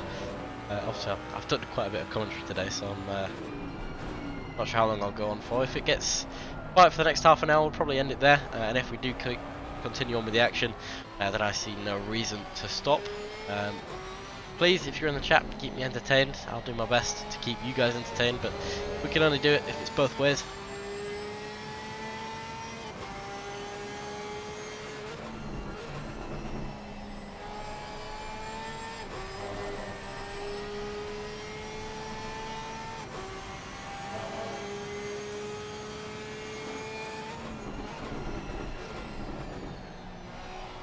get Kyra onto the comms box and he swears once to moat him. I'm not sure that's particularly the best idea. I think there's better ways to keep ourselves entertained that's more family friendly. But maybe if we get into the depths of the requirements for entertainment, maybe we can see. Gragnaz 5.5 seconds down on Picorni. Picorni's had quite a good race for the Toga Academy. He's 13 positions up from the start. They're behind Usby at the moment, who started in P22, so it's a very good performance from these guys. Obviously Gragnaz as well, making his way up 2 positions since the start of this race. He was down towards P30 at the moment, at one point in the race, sorry. So for him to be in P22 at the moment is good to see. Cedric Larinch, who we haven't talked about in a fair while actually, is down in P15 at the moment. They're sort of idling for a while, I suppose you could say. Maybe their setup's more suited towards the wets and the day. Obviously, that's where he was sort of in his prime. He's making up, 20 or so places at the start of the race, and then has sort of just kept where he is, which is good. Consistency is good. But we were hoping to see this man up into the P5 position. So with 6 hours left, an hour and a half until daylight appears. Maybe we can see him in the top 10, top 5 area. He's only got 9 seconds until the car's in front. And to be honest, there is not that much of a big gap until the top 10. It's just after that is where the gaps start forming. 49 seconds between Klimchak and Van Nimmen. That is almost an entire minute between these guys. Further in front though, Van Nimmen's still 5 seconds back from Dreyer, who's slowly catching up to Angel in front. Dreyer 17 seconds back, he can easily catch that in a stint. This man is, he's pretty good to say the least. And Son Angel in front as well, solo driver, doing more than enough to secure his reputation in this race. 12 places up since the start in P6 currently, towards the end of his stint, so he'll drop back a couple positions after he does his pit stop. Speaking of, Senatore currently in the pit lane, so is Gdowski.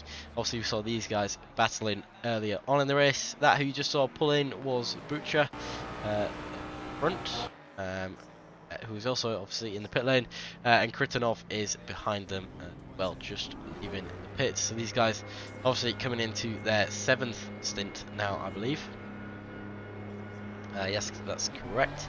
And yeah, wow, Heslin has already done 9 entries into the pits, which is of course why they are down in P22. The pit entry count that I have, it counts in drive-throughs and stop-goes and normal pit counts. It's not the actual stop and change tyres and stuff, it's just pit entries. So yeah, that's where that count comes from. Piazza, of course, one to mention as well. 8 positions up since the start. Started in P11 just a humble 5.5 hours ago. Up 8 positions into P3. Camargo just behind is up 1 position from P5. Further back down the grid, though, there was not too many major position gainers.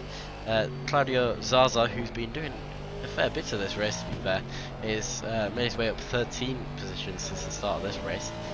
Also towards the end of their stint. Picorni, as I said earlier, 14 places since the start of the stint. And other than that, it is just Kwiatkowski who's made up 11 positions since the start of the race. The rear of a blue flag driver there. As a reminder, blue flags aren't required to move out of the way as they are in Formula 1. They are just required to not defend. So they can stick to the racing line, they can do what they want, but if a person makes a move, they can't block it, they can't defend it, they can't stick to the racing line, they have to back out of corners, stuff like that. Exactly how the driver there has done, and that's what we like to see. What's going on the track then? Do we have any close battles? Well, I'll tell you what we don't have is this massive gap between Brogan and everyone else. Thomas is currently 1 minute and 20 seconds in front.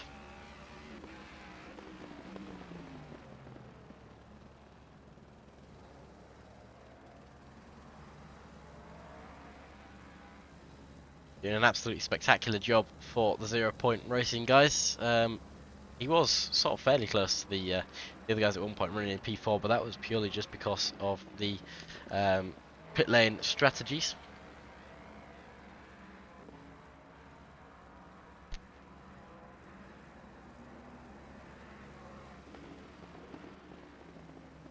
Apparently Cairo's in this call to tell us jokes, but I'm not entirely sure whether I trust that.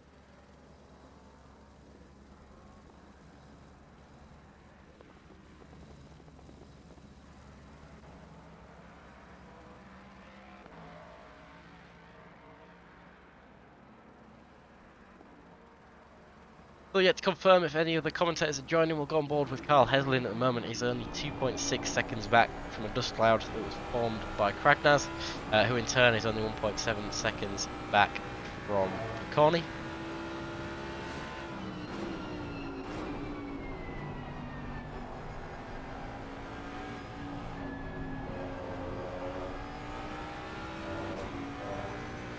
Pinsky further behind, 2.5 seconds back from Moffat. Moffat I don't think we've seen in this race so far.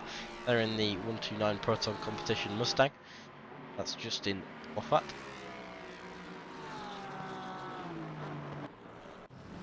George Stevens as well, we've not seen them. They're in the Toga Racing Academy car, down in 31 at the moment. Still going strong, 7 laps down, which is good to see. You know, like I said earlier, as long as you're racing, as long as you're enjoying yourself, that is the main point of these races. We don't do it for fun. We don't do it for money. We don't do it for competition. We do it for fun. And we finally have a little bit of action. It seems like Bruno Kragnaz is about half a second down on Picconi. That's the red Aston Martin in front. He's going to make a dive into the first corner, and he gets it done. He's halfway alongside. It'll be a drag race out of this corner. The car number 585 of Carl Heslin has got a view of this right behind. It's going to be a switcheroo down towards Rouge. And it's going to be whoever doesn't want to back out. The Toga Racing Academy car backs out. Carl Heslin goes around the outside, and that's put him all the way across the centre of Eau Rouge, and that's going to be an unfair advantage should that be reported, as Carl Heslin cuts across the track there. Picconi has obviously lost out because of that. He's now down in P22. Kragnaz, the major winner out of that, having Picconi back out of the battle and then get caught up with Heslin behind. So now he's running in P20, about 20 seconds behind Usby. Usby in turn is about 50 seconds behind Philippe. So some fairly large gaps forming on the track at the moment.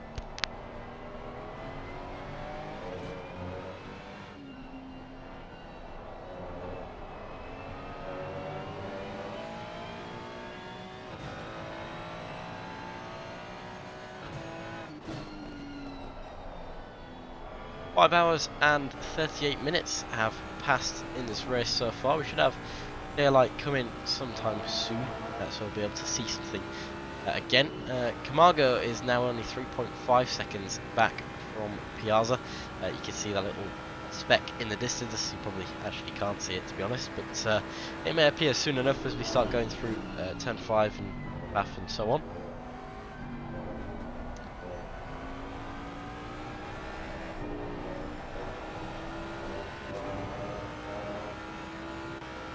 Heslin is now approaching on Kragnaz as well.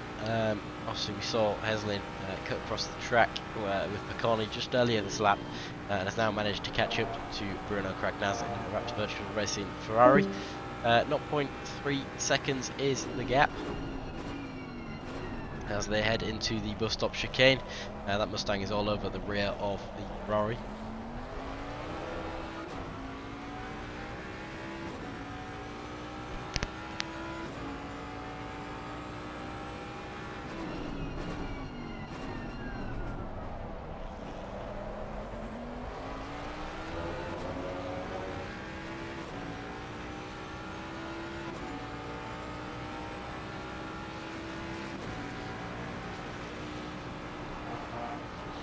All over the rear of Bruno Kragnaz there, even making a little bit of contact on the exit, and so no need for that. Absolutely no need. You know, it's 6 hours 20 minutes left. Just have some patience and wait until the corner. You had the speed there. If you'd have lifted off slightly, you could have got that position down into turn 5, and you know that would have been an easy overtake. Damage that Kragnaz has got now is hefty. You've already probably got an unfair advantage penalty from the previous lap. Just, you know, have some patience. That's what these races are for. I know you've you've been back down the order. I know you've had your incidents, and I know you've had your pit lane and stuff like that. You just got to have some patience. 6 hours is more than enough to happen. In 6 hours, you've gone down the grid. In 6 hours, you can go back up the grid. You know? At least that's my advice for that situation.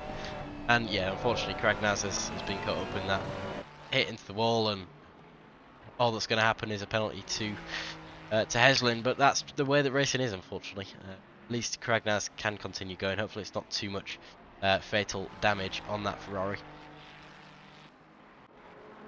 Useby is in the pit lane.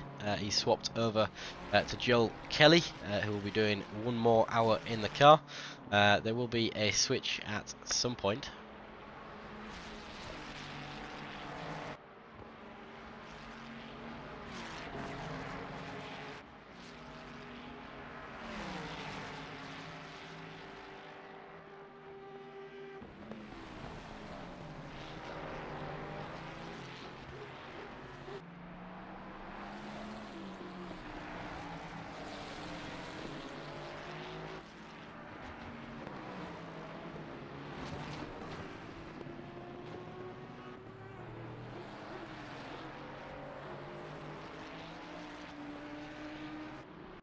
Well, Laurentius has caught up to the next car. I did say that the darkness or the dry track would be his prime. We are back to optimum track at the moment now. We've got 0.7 seconds between himself and Florenti.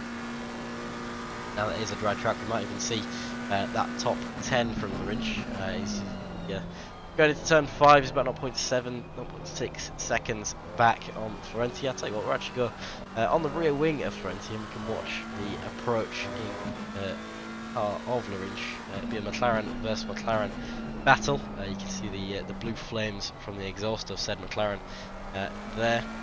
Centre.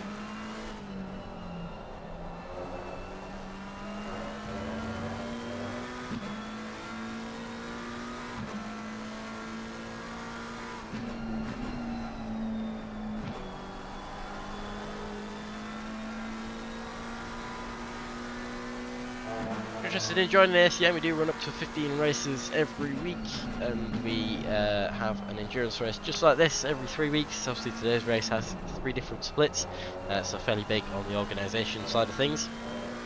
If you are interested in joining, as I said, the Discord link is in the chat. Come and join us. We've got plenty of racing going on. If you don't yet have any racing games, or you're looking to get into gaming in general, Uplay is the best place to go for cheap games, and cheap games that are reliably sourced. We've been partnered with Uplay for well over a year now, made well over 50 sales on behalf of them, and they're an excellent game company with up to 80%, up to 90% even, on some deals and some games. If you want to get into ACC, for example, you can pick up the game for just £5. If you want to get a DLC, you can pick up the DLC for just £2. And all in all, you can get most of the DLCs and the game for the price of the game at relative retail price. So that's how good Uplay is, and if you do fancy checking them out, the link is in the chat.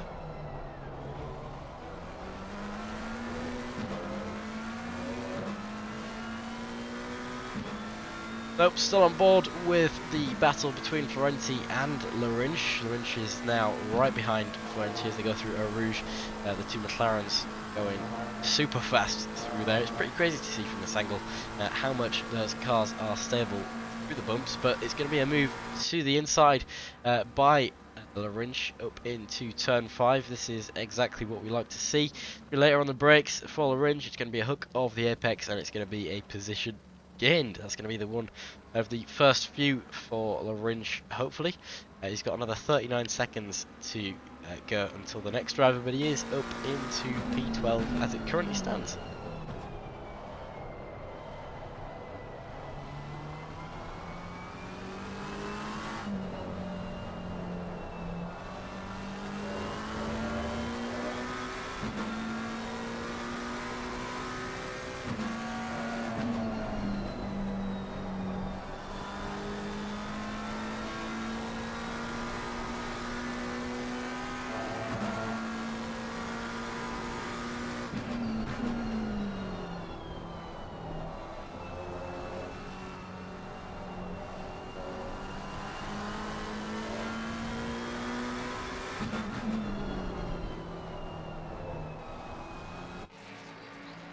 So an Angel is now in the pit lane.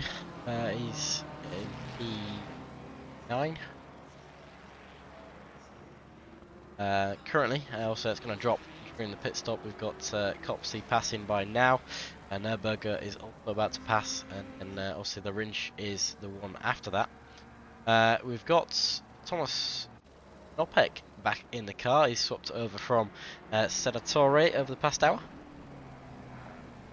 He's got about 5 seconds to Klimczak in front. Obviously Nopek is, I think, the fastest driver out of the 3 that are in the FRL team car.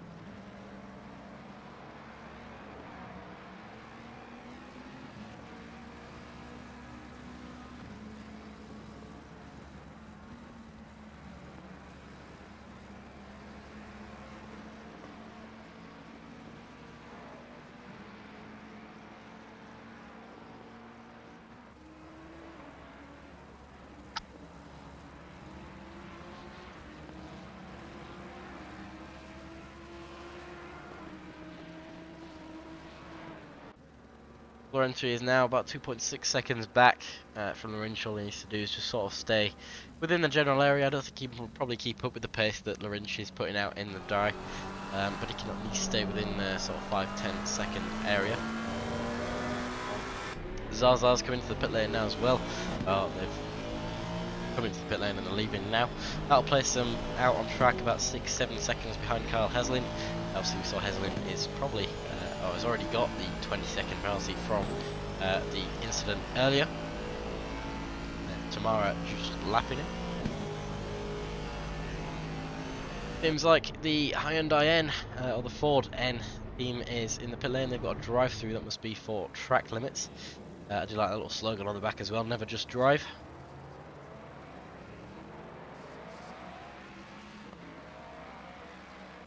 Four balls now only 5 seconds behind Kwiatkowski. About 34 seconds behind as well, so he's in a fairly comfortable position with this one. Also, we saw him having a little bit of the contact, sort of the incident with Heslin earlier.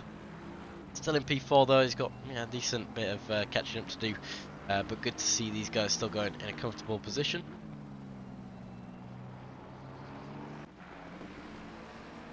Margot's currently 3.6 seconds back from Michael Thomas. Obviously, Michael Thomas, an absolutely crazy lead that he has currently over everyone. Now, you may think that he's currently running in P2 and he's 16 seconds back, but he is an entire pit stop ahead.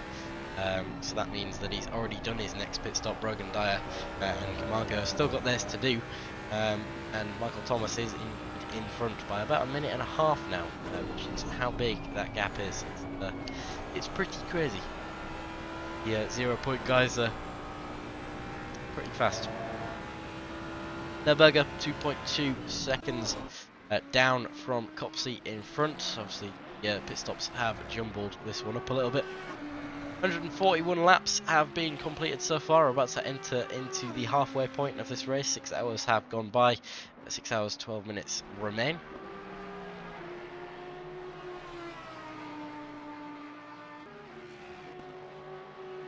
Good to see an Audi out on grid today. We do have obviously a very mixed grid. I think the Nissan has since dropped out from the start of this race, but having an Audi on the grid is all good. We don't have a Lamborghini, unfortunately, but the Audi just basically sounds the same, so we'll make do with it.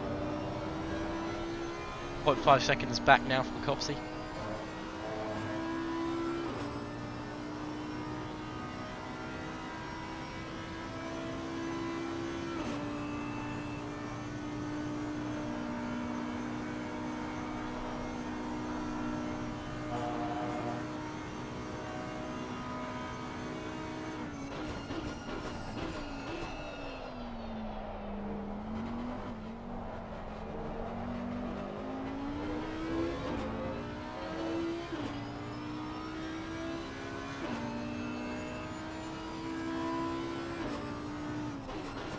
An update on the incidents. So we've had in total 105 contacts happen in split 1.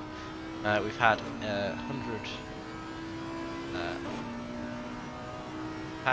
73 incidents in split 2, with 1 incident outstanding review. And split 3, we've had just 41 incidents. So goes to show that even if you are the fastest, you do get into obviously the closest battles, which means the most incidents, which is why you get that linear progression downwards, and why split 1 obviously only 5 incidents. But now that we're in sort of the bulk middle part of the race, there's not too many incidents, there's not too much fighting going on. A lot of the drivers are just like, we've got enough time left, we may as well take it steady.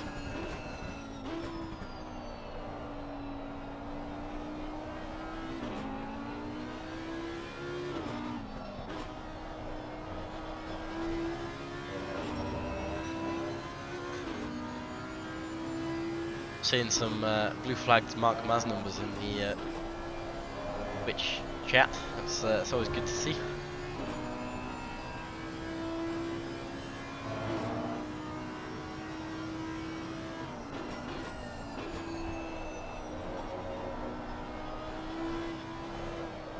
Yeah, we do need some ACM emotes at some point. We need to get them added into the. At the moment, we've just got a waving symbol, whatever that may be.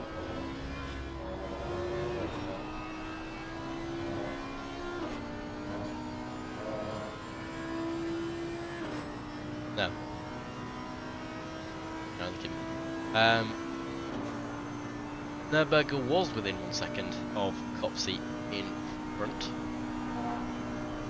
Obviously Copsey's got a little bit back from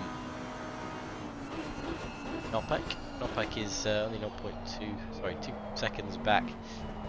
And wow, that's a lot of time gained during the bus stop there.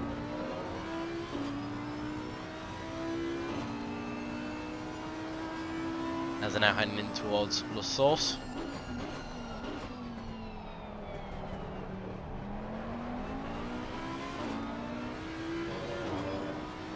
Moving down in towards Rouge. Nürburger's 0.2 seconds back in the Audi now. It's Audi versus Mustang. I think the Mustang's going to have a fairly sizable lead over the Audi by the end of the straight that's coming up towards turn 5.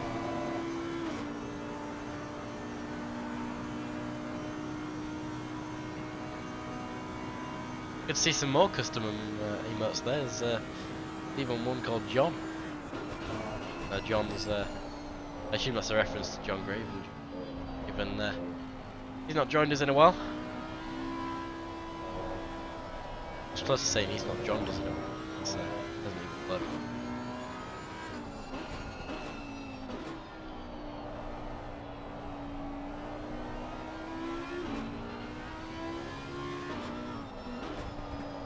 Now you're getting confused between John and John.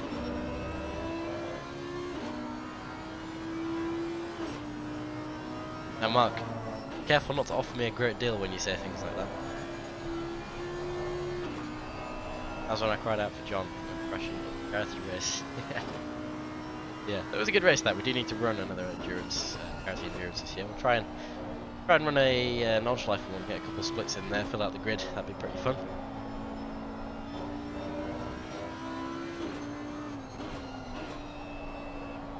Good to see the track is now fully dry as well. That's a terrible exit from Copsey and has allowed Nürburger just right up the inside and through, and again touching the grass on the outside. He's going to have absolutely no chance at defending that at all. Nürburger's through and he's up into P9 now after a little bit of a bad start, being down into the depths of the 20s, and is now up into P9 as well. Six positions up from the starting position, which is pretty good to see. So yeah, Copsey now they're second behind Nürburger. Still remains the closest on track. Borbor still within 3 seconds of Kwiatkowski. No real major increase there.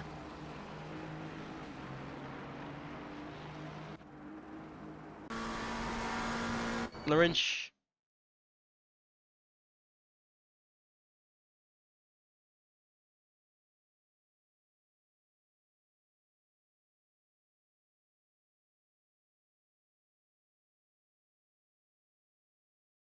Is that me or is that server?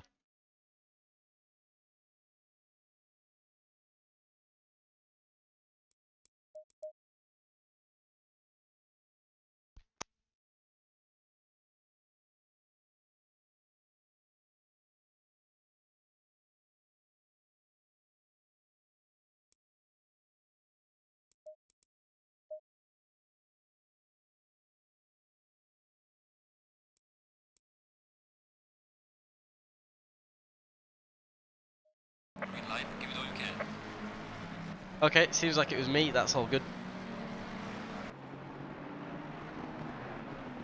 Yeah, that's the first thing that I checked for a Discord breakdown. But good thing is, not much changed on our thing. It's a little unfortunate I missed that, but I did manage to get back in.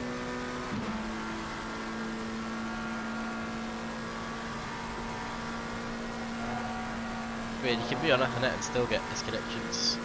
Does mean that we've lost a little bit of race data on my timing sheet. I've not got the stint timers, I've not got the pit counts, but that's alright. I don't know how much longer I'll be doing commentary for. Apparently, fastest lap is on Closet. Interesting, I thought actually is. Austin's got a new fastest lap.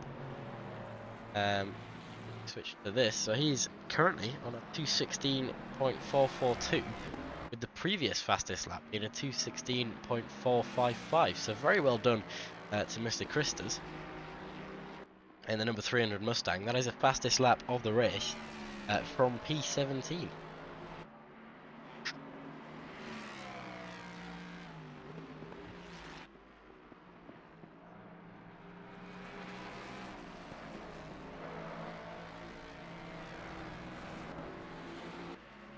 Yeah, just reading back through the chat now. I did get a little scared when I saw the world go black and suddenly I was teleported to space and there were no cars on the track and stuff like that. But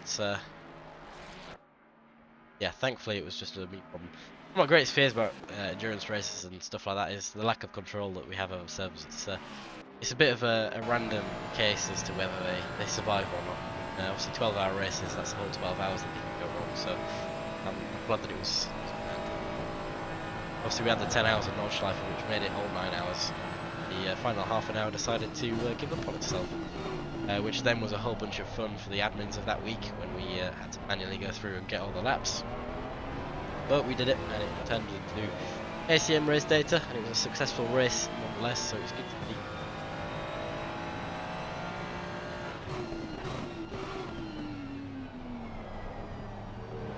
Rick's wondering if Wozniak is a relative of Steve Wozniak, a co-founder of Apple. We had someone in ACM not too long ago who was a relative of the owner of Steam, I believe. An interesting fun fact. I don't remember who, or I don't remember if it's true or not, but distinctly remember that being a thing. Anyhow, Thomas Nopek, 0.6 seconds behind Slim Shack, looking to get that position made. We were also on board with Bobo not too long ago as well, because they're only 0.5 seconds back from their Kwiatkowski in front. Whilst keeping my eye on both of these. Karls Keppers is back in the car for Pegassi. He's down in 26. 1.2 seconds behind Lipinski. 1.5 second gap between these guys and Bobo and Kwiatkowski. Stick on board with these guys, see if any move can be made into Pouon. That's not going to happen this time.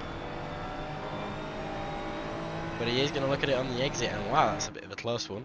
But he actually manages to get it done, and actually very cleanly as well, going up the inside on the exit of Pouon, around the outside on the exit there.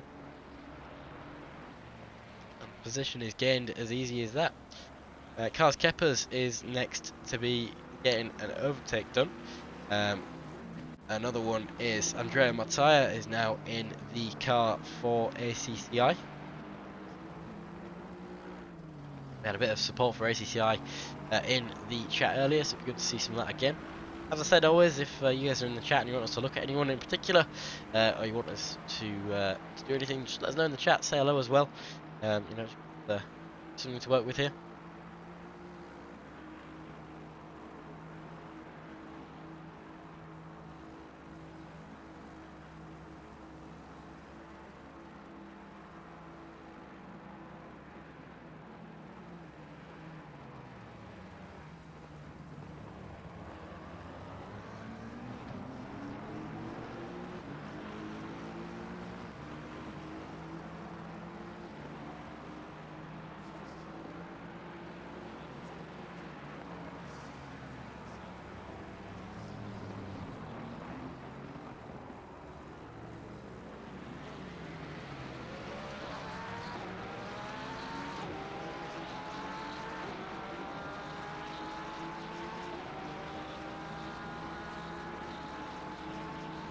Nopek is now 0.2 seconds back from Klimczak in front.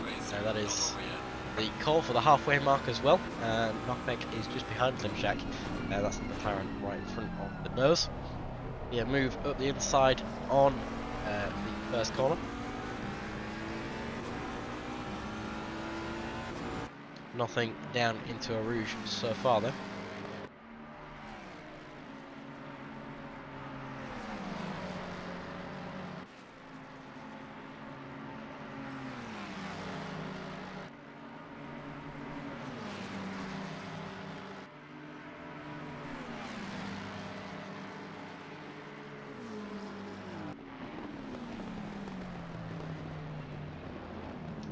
Now he did go for a move there, but he actually outbrakes himself, so he returned position to Klimczak. Go back and watch that actually. He came down into the corner.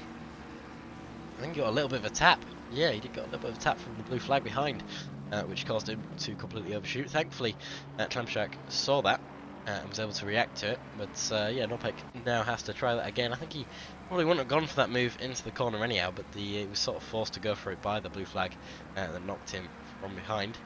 0.3 seconds between these guys. Mattia in front, also got 0.3 seconds to Dreyer.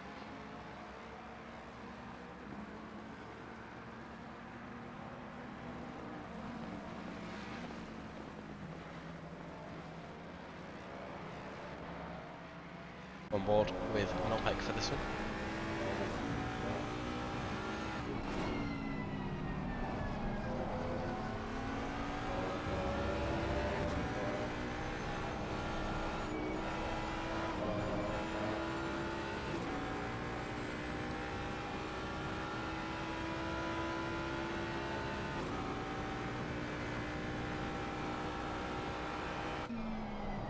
Mattia is currently having a battle with Dreyer actually, and this will be one of the only drivers that probably can compete with Dreyer up at the front here. It's a side-by-side down into a Rouge. Mustang's going to have the speed advantage.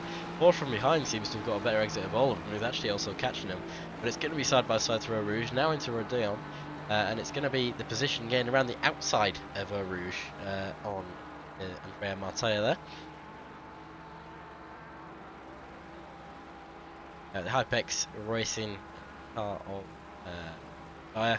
He's also trying to get through this stage. He's got Dreyer right in front of him. Martel is now dropping back down due to the crazy amount of cars that are around.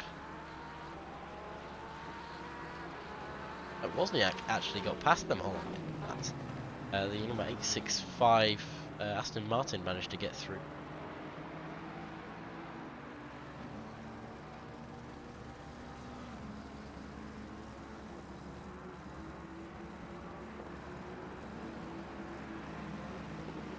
Bit of a look into pull on there, but nothing really came of it.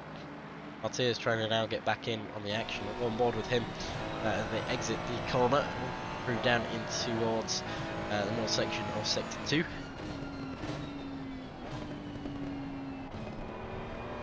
Brogan Dyer be looking in his mirror to enjoy this battle that's unfolding.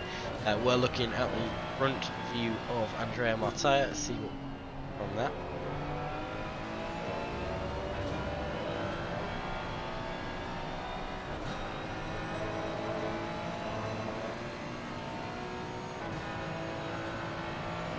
At the back, Nopek is still looking for a move on Klimczak. We'll try and keep an eye on that as well. We're looking at this. I think there'll probably be a move as we come down through Blanchemont and into the bus stop chicane. There might be a move from the Aston Martin as he breaks late into the corner. Both of them are going to be going into bus stop in single file. Dreyer runs actually slightly wide and actually lets by because he wants it to go into the pit lane and he's just forcing it. You can't do that. That's unfortunately not how it works, Trey. You do have to either stick to the right hand side or use your indicator or wait another lap. You can't enter the pit lane safely. It's another lap and that's how the rules work. But we'll leave that one to the stewards. I'm sure that'll be a hefty penalty as Andrea Martaya was really haggled in that, really quite unfortunately, as they lost out a good solid 10 seconds or so. Wozniak on the other hand is probably over the moon about this fact. You know, 10 seconds gap now in P4, nothing to worry about, didn't even get impacted and Brogan Dyer maybe saw it all in his mirror and had a little bit of a chuckle. But that was that situation. Never good to see.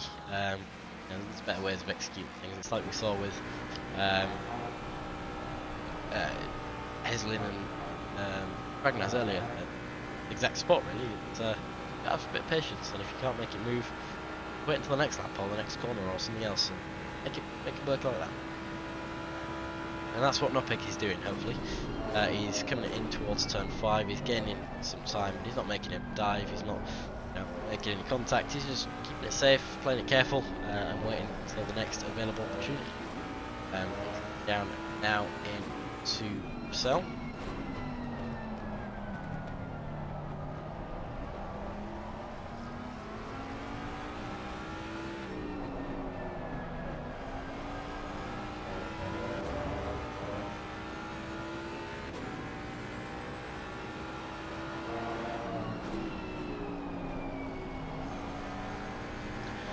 Just 0.2 seconds between these guys now.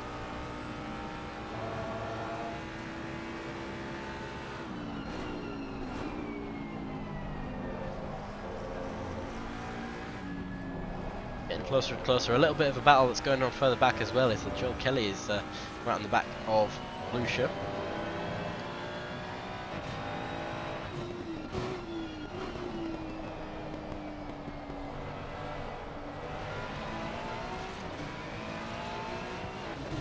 And not a gap on that corner there though. Go back on board with Nopek as they're coming into the bus stop chicane. Might be a dive on any corner for Nopek.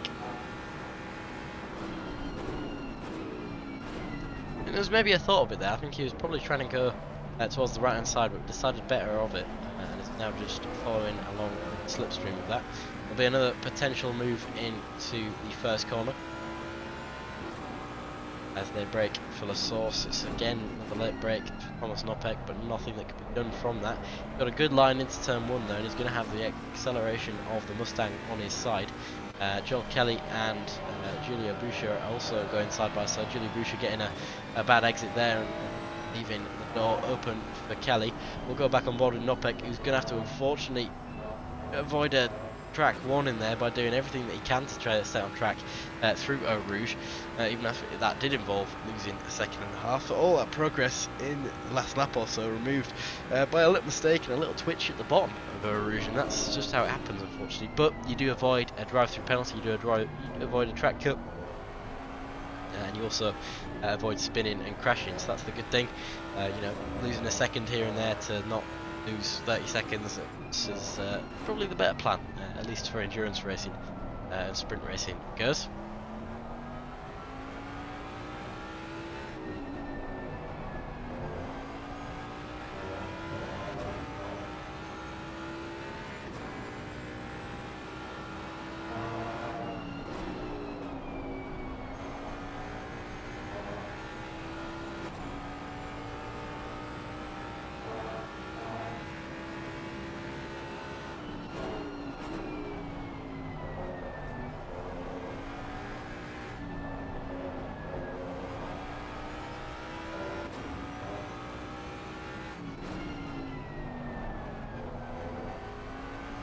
Van Nimmen is back in the spotlight.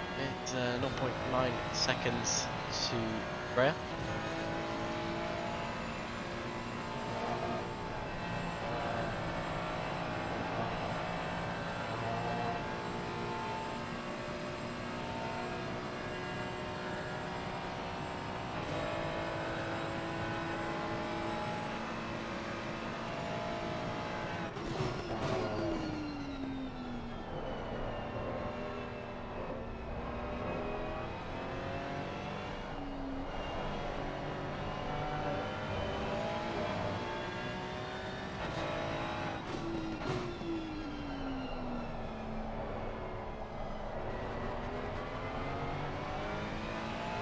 Now it looks like we're going to be back with the rain in 15 minutes. It's been a couple hours since we've had the rain. We are at track optimum at the moment, so it's good to see that we're going back into a little bit of rain.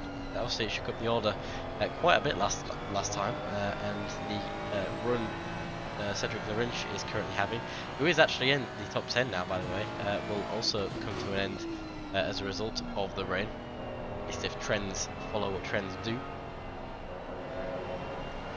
We are more than half an hour, more than half way into the race, should I say. In around 20 minutes or so, I will no longer be able to commentate, so unless any of the other commentators are available, that will be the end of the stream for today.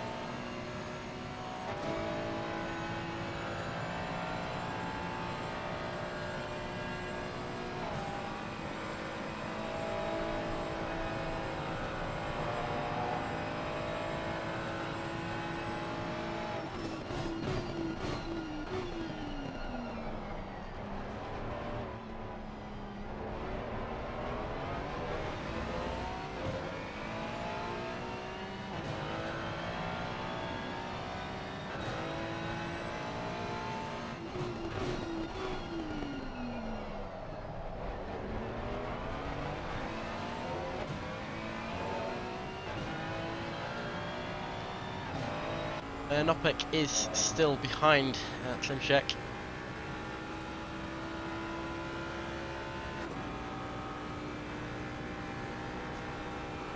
Van Nimmen is also still behind Dreyer. Not sure if there'll be any position changes between these guys.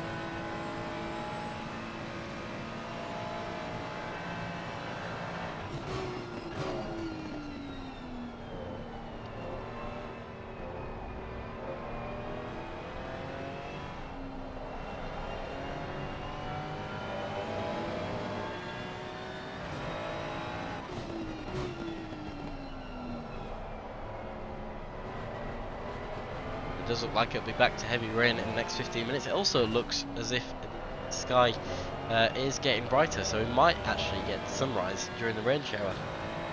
Be good to see. Might finally be able to see something on stream, even if it is the final 20 or so minutes.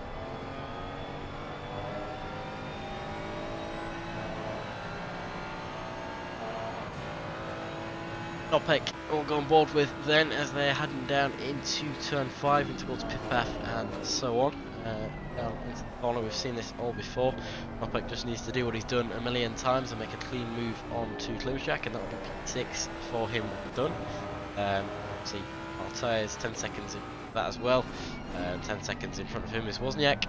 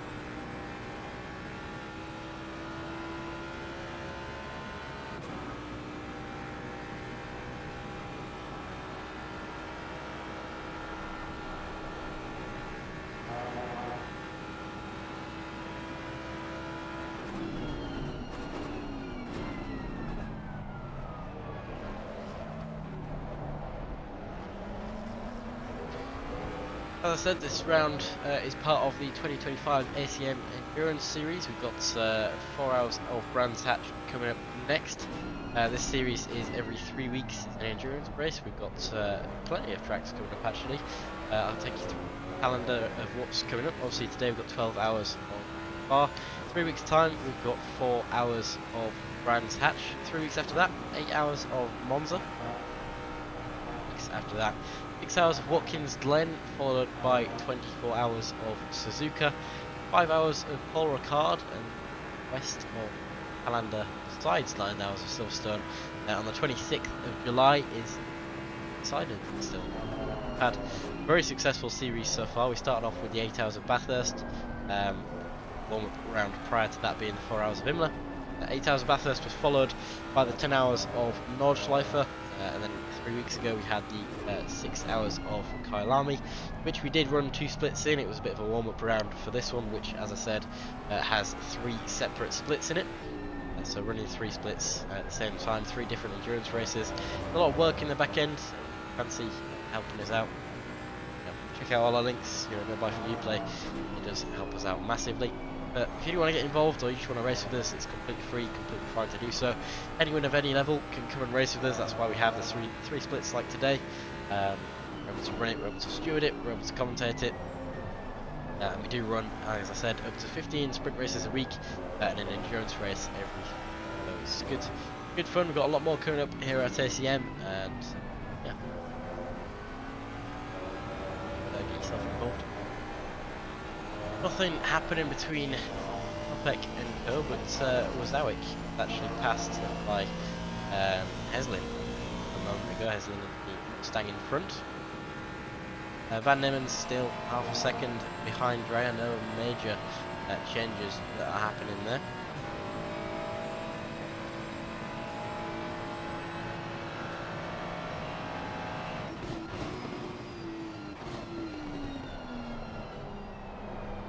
Late break for Nimmen there. I think he was slightly distracted by car after Martek. So that's Chandler Williams in the car who's just come out of the pit lane, who actually letting Nimmen by, which is a nice choice, considering the fact that I believe Chandler Williams is the faster driver. Nopek up front, still no change. Cedric Larinch is making the most of the remaining dry time. I believe there's only about 7 minutes left until the rain starts falling.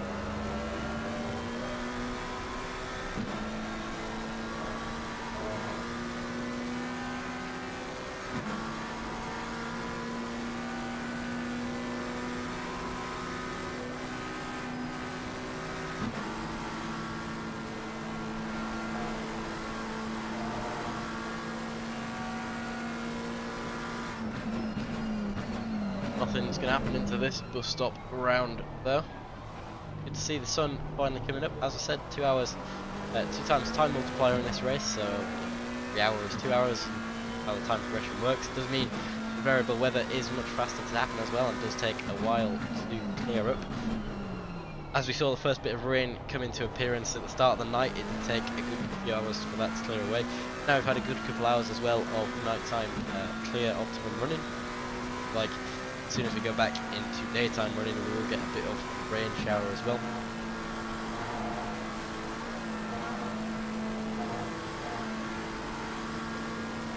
Cedric Larinch has the run on Angel. He's going to be making a move down into turn 5. There's a blue flag ahead, so they're going to have to be careful of that. But the move is made by the time the braking point zone is reached. He's late on the brakes to get past the blue flag and gets a little bit unsteady, gets oversteer and hits the blue flag, which was, I believe, the blue flag of Kelly. Nothing to do with anyone there. It was just a little bit of oversteer that was corrected by Cedric, and unfortunately meant contact was made. Position was therefore lost, so he did attempt to go for that move. He wasn't able to brake enough.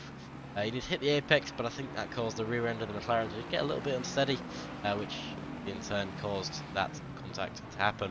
11 seconds was lost out by Cedric Larinch after that move, and he's now under pressure from Raya behind.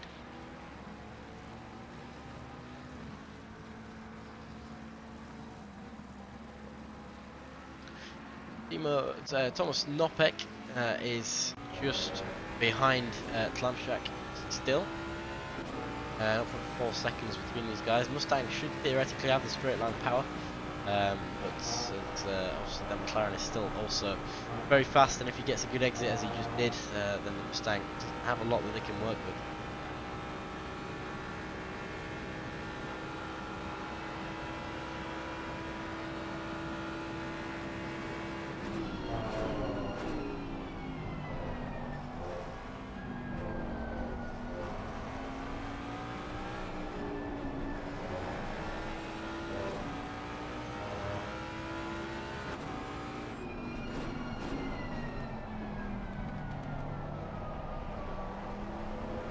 Rain in 5 minutes. It's going to be moving into clouds now, so even though the sun is coming up, we won't see it for a little bit. like it will be a decent rain shower as well. So those drivers who are coming towards the end of their stints will be transitioning over to the wet tyres. Now that we're in the daytime, the wet will clear up when it does come back to being sunny. Clear up a lot faster. Temperatures also now increasing. It is 15 degrees track and air temp. That'll go up to around 24, 25 degrees Celsius by the end of the race. We've still got, as I said, 5 hours and 40 minutes remaining in game time. That is 10 hours, actually 11 hours and 20 minutes. Takes us 4 p.m.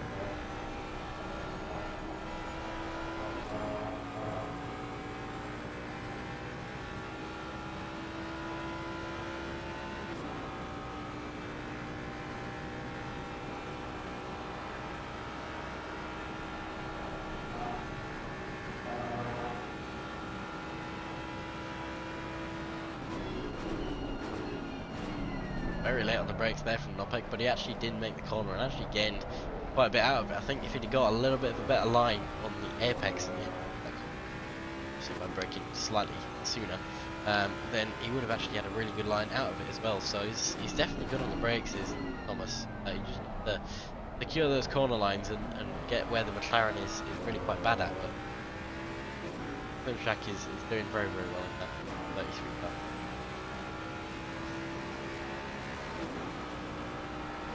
On the 156th lap of this race, well, at least Michael Thomas is. Of course, he's so far ahead at this point that not many others are able to challenge him. Perry's back in the P2 car, number 84, Hypex Racing. 155 laps that these guys have completed, and Sun Angel is still on the 4th lap, but round out the top 9.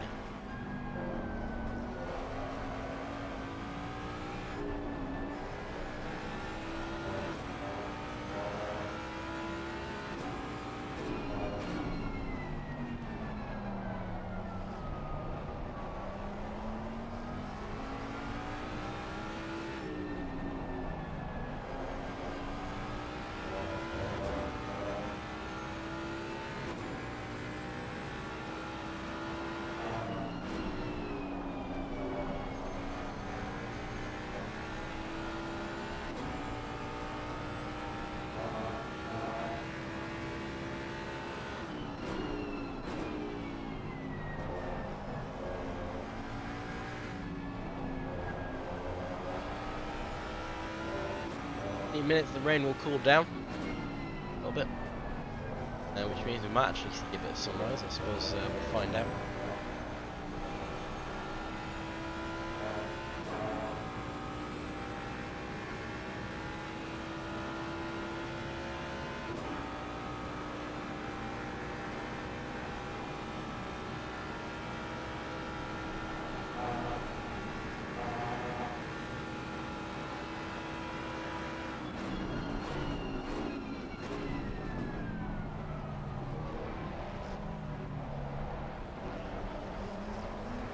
This is actually turned into a three-way battle now between Nopek, Klimczak and Martyr.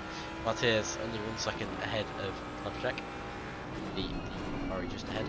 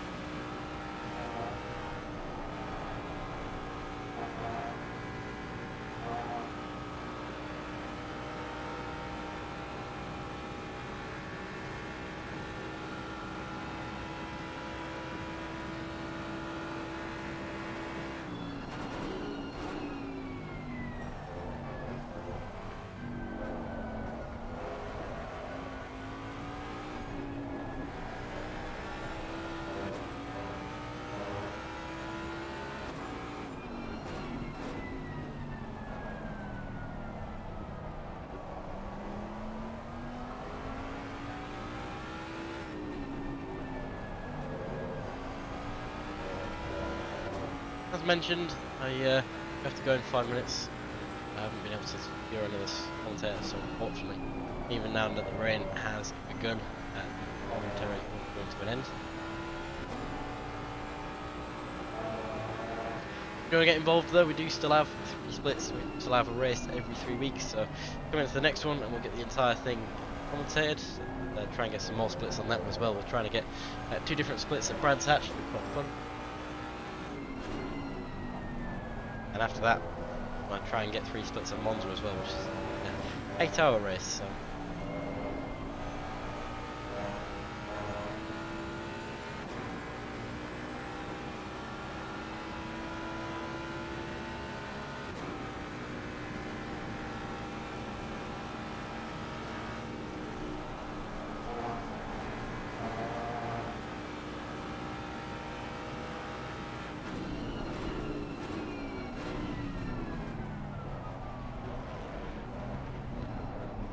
A little bit of contact there from Beck as they both tried to go through the corner, and in the grease and the rain and the dry tyres, he's had a little bit of a donut spin down there. That was very unfortunate to see. We'll see if we can get a replay of that. They're coming down through Blanchemont. Beck is just behind. I think there might have been all 3 cars involved in this. I think potentially Klubchak went for the dive. We'll see it now. Late on the brakes. Klubchak.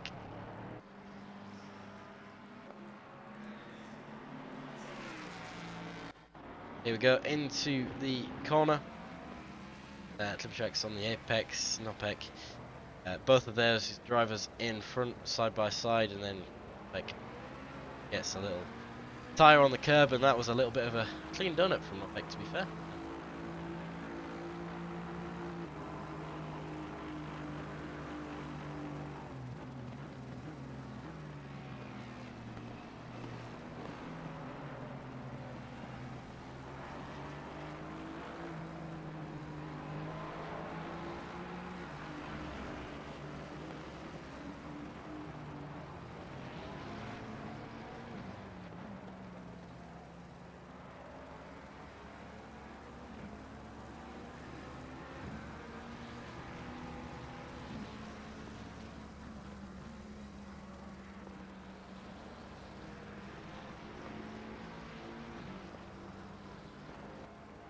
Track is the only one remaining for this fight down there, but I think drivers are going to be struggling a lot with dry tyres in these conditions. It does go back to being a dry track within the next 10 minutes, but a gruesome 10 minutes for these drivers out on track.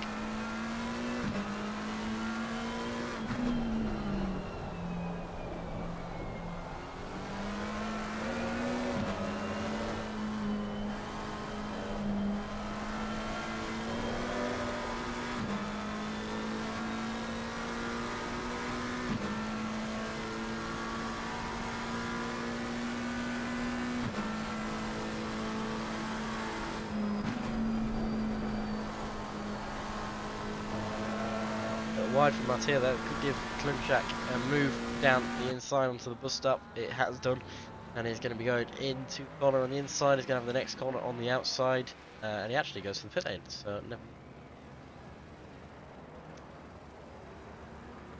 Could have been a move made there, but I suppose it's not needed if you required to go into the pit lane.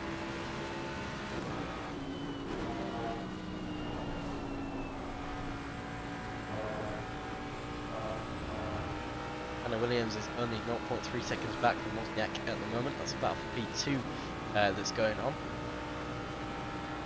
James Perry currently in the pit lane. Hollis on a pit stop as well. Obviously, as we saw Klimchak just going into the pit lane, we've also got Nopek in the pit lane as well.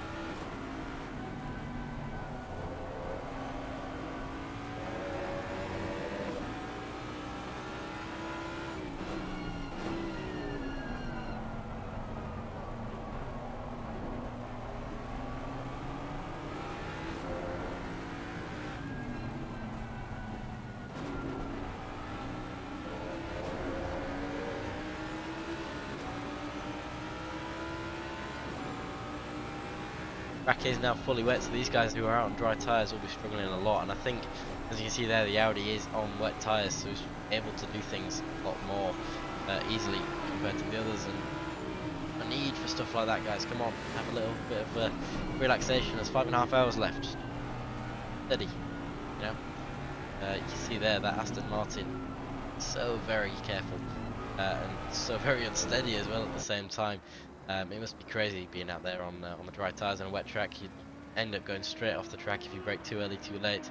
As you see that Aston Martin struggling very. So I did say earlier that the Aston Martin is good in the rain, but it's only good in the rain if you are on rain tyres, and that Aston Martin is certainly not on wet tyres.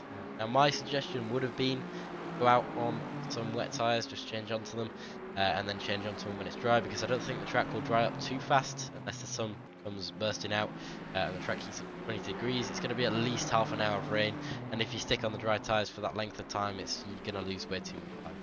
A lot less than the pit lane time, a lot less than the pit stop time. It's definitely worth it to go on some wet tyres. But Wozniak is staying out on the dries. He's going to have a very difficult race. The issue with this is as well, when you get slips like that, if you make one mistake and you end up in the wall, and that's how you get damage. That's how you lose even more time, and that's how you ruin it for your teammates as well. So yeah, my suggestion would be to go into the pit lane, but what do I know? Commentator at this stage.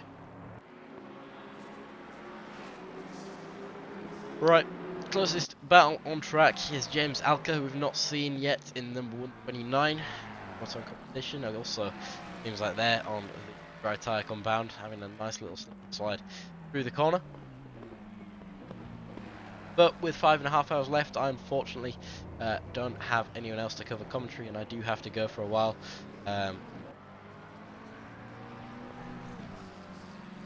So this will be the end of the 12 hours of Spa stream for today. Thank you very much to everyone who did come along and support the channel by watching. It is massively appreciated. Thank you for coming along to the race as well. For those who are watching this back, it has been a fantastic race so far. And another 5.5 hours left, and hopefully all just as well. As I said, 3 weeks time we'll be back for the 4 hours of Brands Hatch. We have another race, sprint race tomorrow, which is the final round of Showdown Sunday. Fancy joining us for some more races. We do have a race every single day for about a month now, so come back to this channel, join the Discord, get involved with what we've got going on, and if not, we will see you for the next round. Thank you very much everyone, bye.